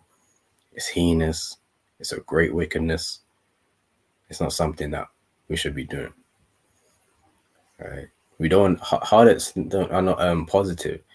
You got some people saying it's okay to you can have a couple harlots. Like, you can be in the truth and have a couple harlots. You can have a couple side pieces. Right? You can have, I got a couple harlots there. I've got a little harlot, because Genesis 38, Judah had a harlot. Judah had a harlot. Genesis 38, right? Yeah, and he got judged for that. talking about what man got judged for, taking scriptures out of context, man. Don't let the person teaching you the scriptures, man, justify that you can have harlots. You can't have harlots. Oh yeah, our forefathers had harlots. Bro, you're gonna get, bro, Most High will slap you, man. Talking about your forefathers had harlots, bro. Most High will punch your teeth out your face, man. If you're talking about your forefathers had, forefathers didn't have harlots, man, without getting judged. Right? So you're gonna get judged, man, if you're teaching men wickedness. Is what a scripture I was gonna go to now. But yeah, man, no harlots, man, in the truth. It's just evil. Let me go to that as well, actually, first. It's Leviticus chapter 19, verse 29. It says, do not prostitute thy daughter to cause her to be a whore. Right? You can't cause women to be whores. Telling women to go out there and just sell yourself. Telling your wife, just put on that dress. Yeah, man. Everyone's, looking at your wife and beeping at her and stuff like that. And they say, yeah, that's my woman. Yeah, man, that's my girl, man. Yeah. Yeah, that's all me right there. Right? And your wife's, everything's showing. Saying, yeah, that's me right there. Like, what's that guy, man? Swiss Beats, man. Saying, yeah, guys, and you guys gotta look at that dress, man. Go look at that dress. Right? Other men are trying to grab your wife in that dress.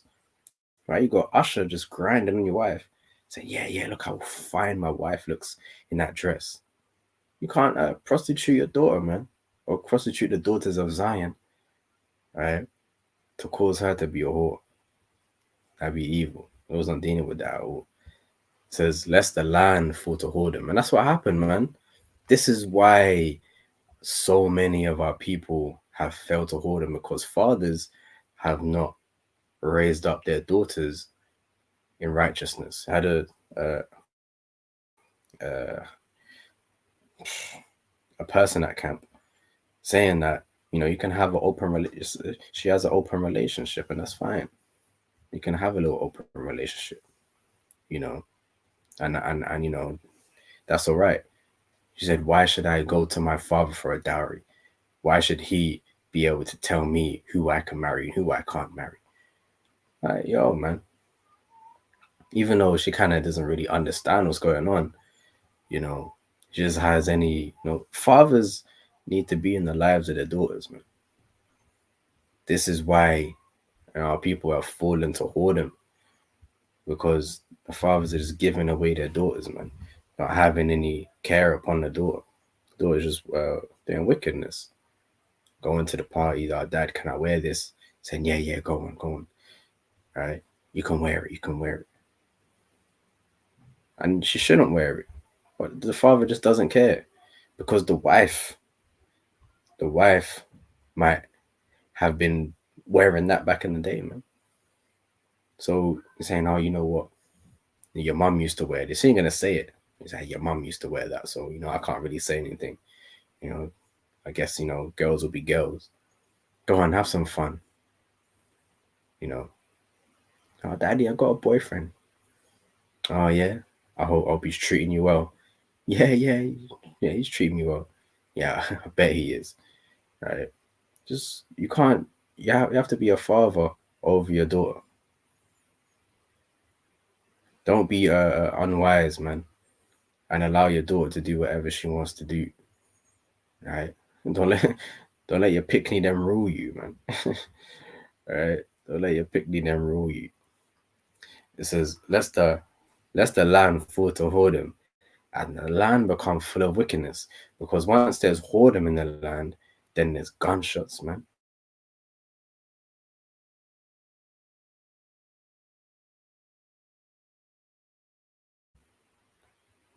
That's the same process that happened to us in the UK. Even came over, on the boats and the Windrush. Right, everything was all good and cushy, so cool.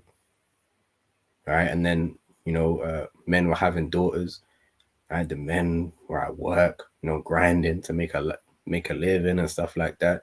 And then then their daughters were just free amongst Esau, right? And seeing what Esau was doing, Esau freaking off, and Esau doing the things that he was doing.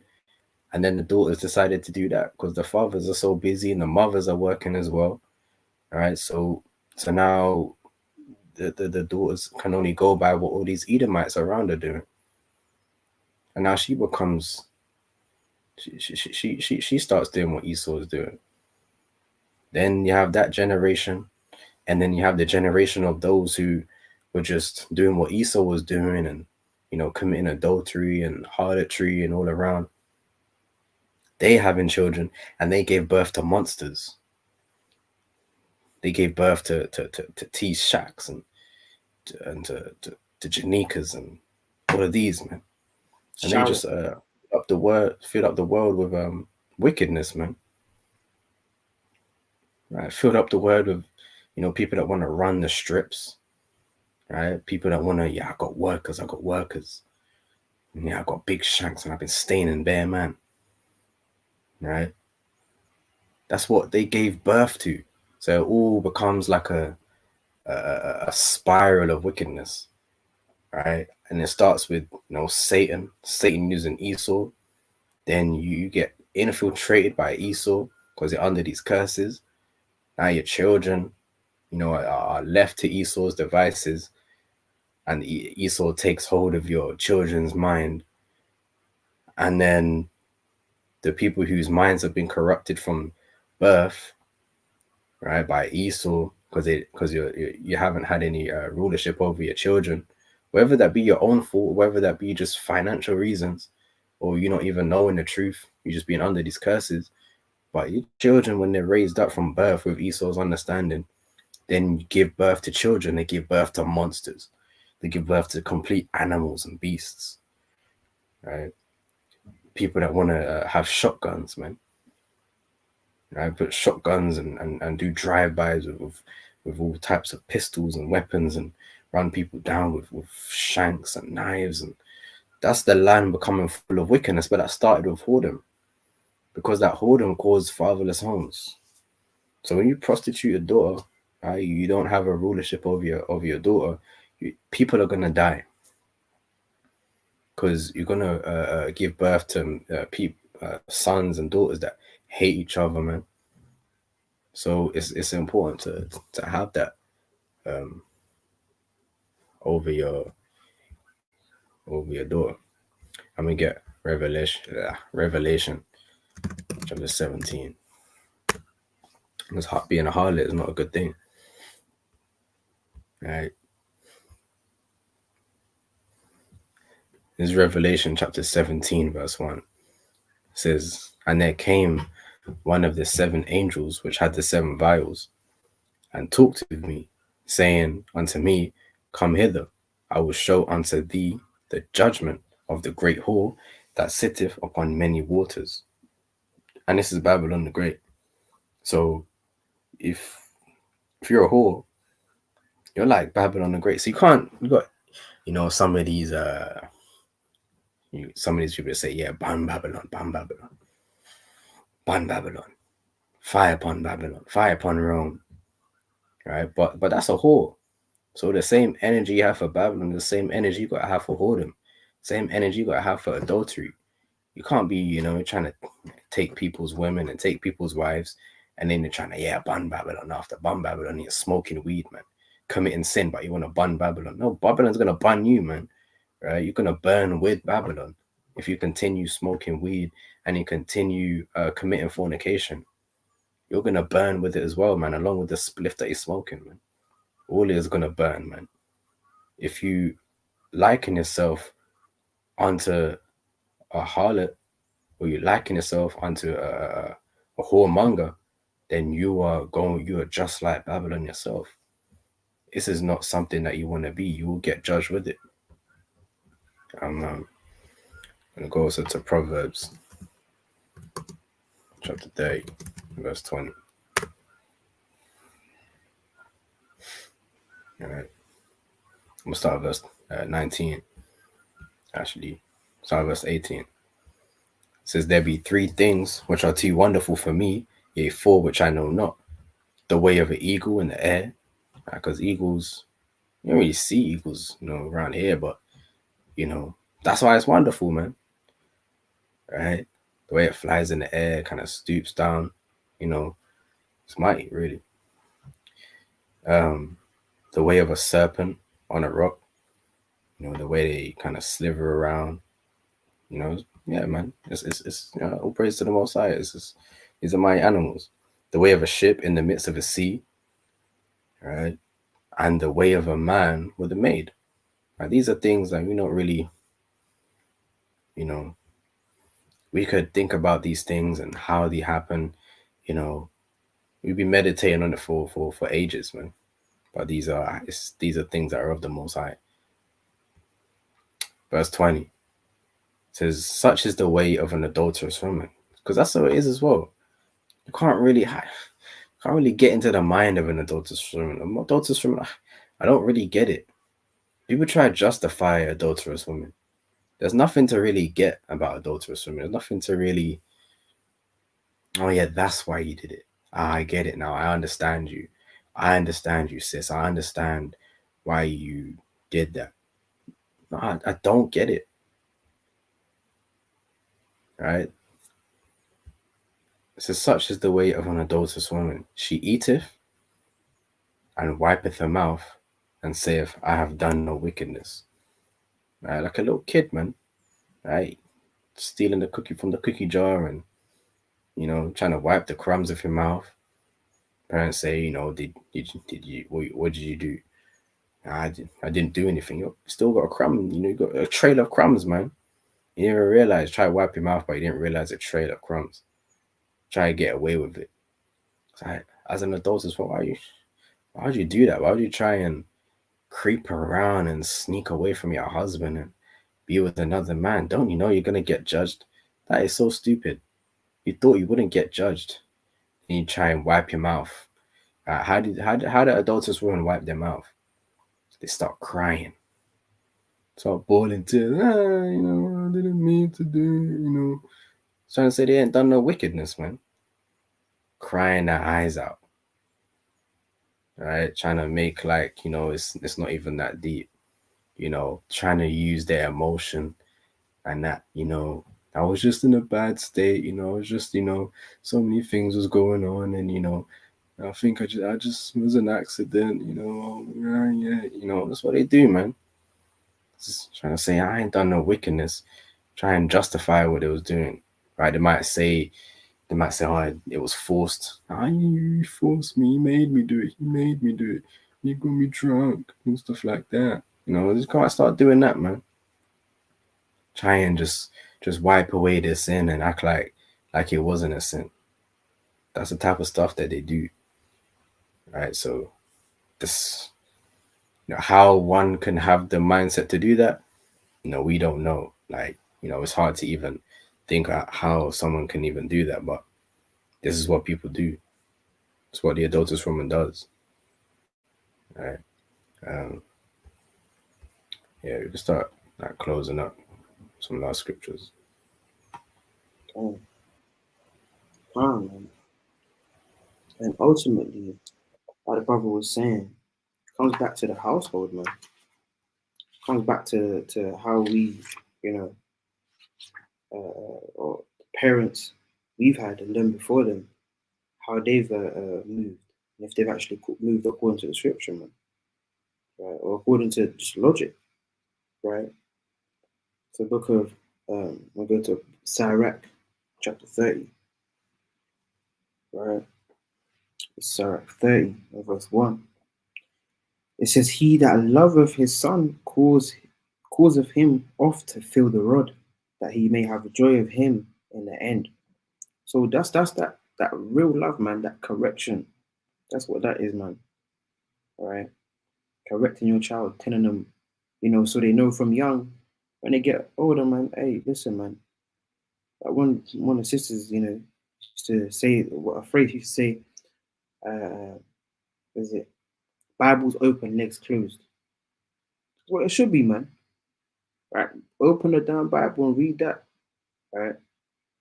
You know, it says, verse 2, he that chastiseth his son shall have joy in him, and shall rejoice of him among his acquaintance. He that teacheth his son grieveth the enemy, and before his friends he shall rejoice of him. Right? So when we aim to teach our our sons or our fathers or their fathers before, if they had that mentality, and a lot of our communities, they probably would be in a much better state, but we wouldn't be having to deal with that's that person's baby father, that's that. And now you got this issue with baby mom and that. We wouldn't have these issues, man. But because we've taken ourselves away from following Yahweh, that's what we got, man. And I go to Sirach 23 as well. I don't know, did you bring that out already? Calm. For that, I'll go to verse 19. Then. I'll start at verse, can't just read 19. Right, it's the book of Sirach 23 and 19. Such a man only feareth the eyes of men, and knoweth not that the eyes of the Lord are 10,000 times brighter than the sun, beholding all the ways of men and considering the most secret parts. So you can't, threw the cover over you two and that. Now no one saw us. And the Most High can see the wickedness that you're doing. Yeah, no, it's fine. Okay, but the Most High sees everything, man. The Most High sees. You can see it all, man. You're trying to hide under the drawbridge and that. You know, the Most High, he's gonna judge you for that, man. Right. So this is as well. Let's go to it's Ezekiel chapter.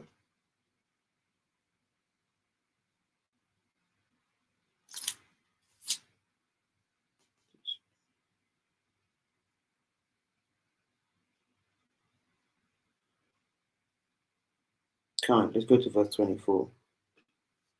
Right.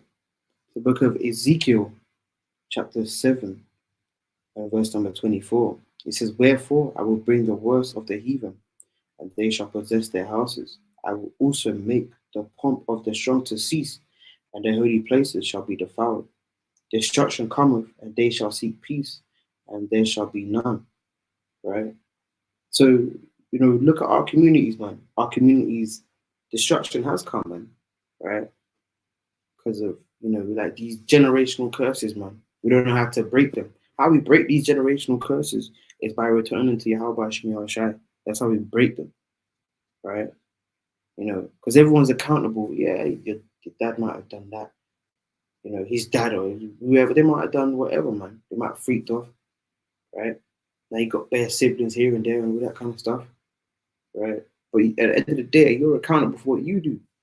So you got to make sure what you do is according to thus saith Yahweh Shem Shai, right? And that I yield.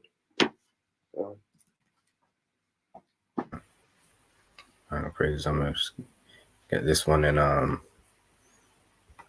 so Susanna. All right, just so remember what this is. So we understand, man. The adulterer and the adulteress, right? And adultery is a two. It takes two to tango, right? It takes two to tango. However, right, what we want to also do is be aware, be cognizant of the mindset that comes with these type of actions. Right, this one is a little different, but it goes into the mindset of the man that is committing this thing. So this is history of Susanna, and verse 8 it says, and the two elders saw her going in every day and walking, so that their lust was inflamed toward her. So again, the eyes, right, watching this woman to the point where they can't even control themselves because their eyes have filled up their mind.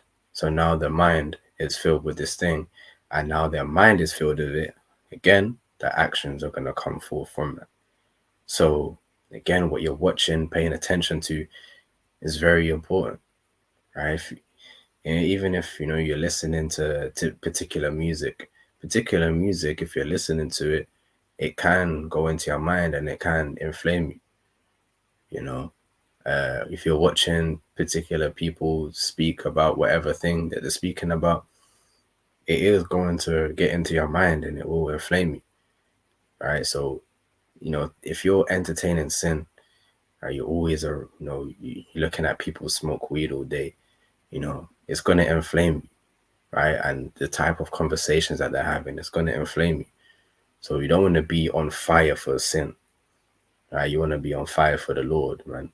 You want to be flamed in zeal for the Most High, not inflamed towards sin. You're inflamed towards another man's wife. No, man, be on fire for the Lord, man. Right, because of the word of the Most High God, man. This is verse 9. It says, and they perverted their own mind. Right, they did that to themselves. They became perverts. Literally, they were perverts. Perverted their own mind. Right, because their own mind just got messed up. Right, it says, and turned away their eyes, that they might not look unto heaven. So that's the thing. When you're not paying attention to the things of the Most High, and you're looking at these carnal things and the things that are in this world, then your reward, you think about earthly rewards. You have to look unto heaven, man. Sometimes even literally, like just looking into the sky, man, you start thinking about the power of the Most High. Just looking at the clouds moving peacefully, looking at the birds flying across the sky, looking at the sun breaching through, making everything warm. Kind of just wonder how that one sun just making everything warm, man. Hey, the Most High made this happen. Think about that, man. Looking down and you're just looking at body parts, man, and you're looking at people's women and stuff like that. Then your reward is going to be things that are on the earth. If you're thinking that's all you think about, you don't think about the Most High. All right. It says, and they perverted their own mind and turned away their eyes, that they might not look unto heaven nor remember just judgments. So don't get to the point where you don't remember just judgment. Don't remember, who you are. You're an Israelite, right? The Most High has called us from wickedness. Don't go and commit adultery, man. Don't want no one from henceforth in this truth committing adultery, man. Right? Remember who you are and fear the Lord. And if fearing the Lord, you have to look upon the Lord, look upon His word, have that love for Him, right? So that's what you have to remember, right? We're gonna close up on that. Yeah, I see probably see a comment.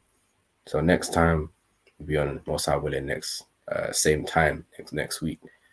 All right. So around 7:30 next week, Monday, we'll be on that. All right. So praise to the Most High, man. Lord willing, you have a good rest of the day, King. And to everyone else that was with us, Shalom. Shalom.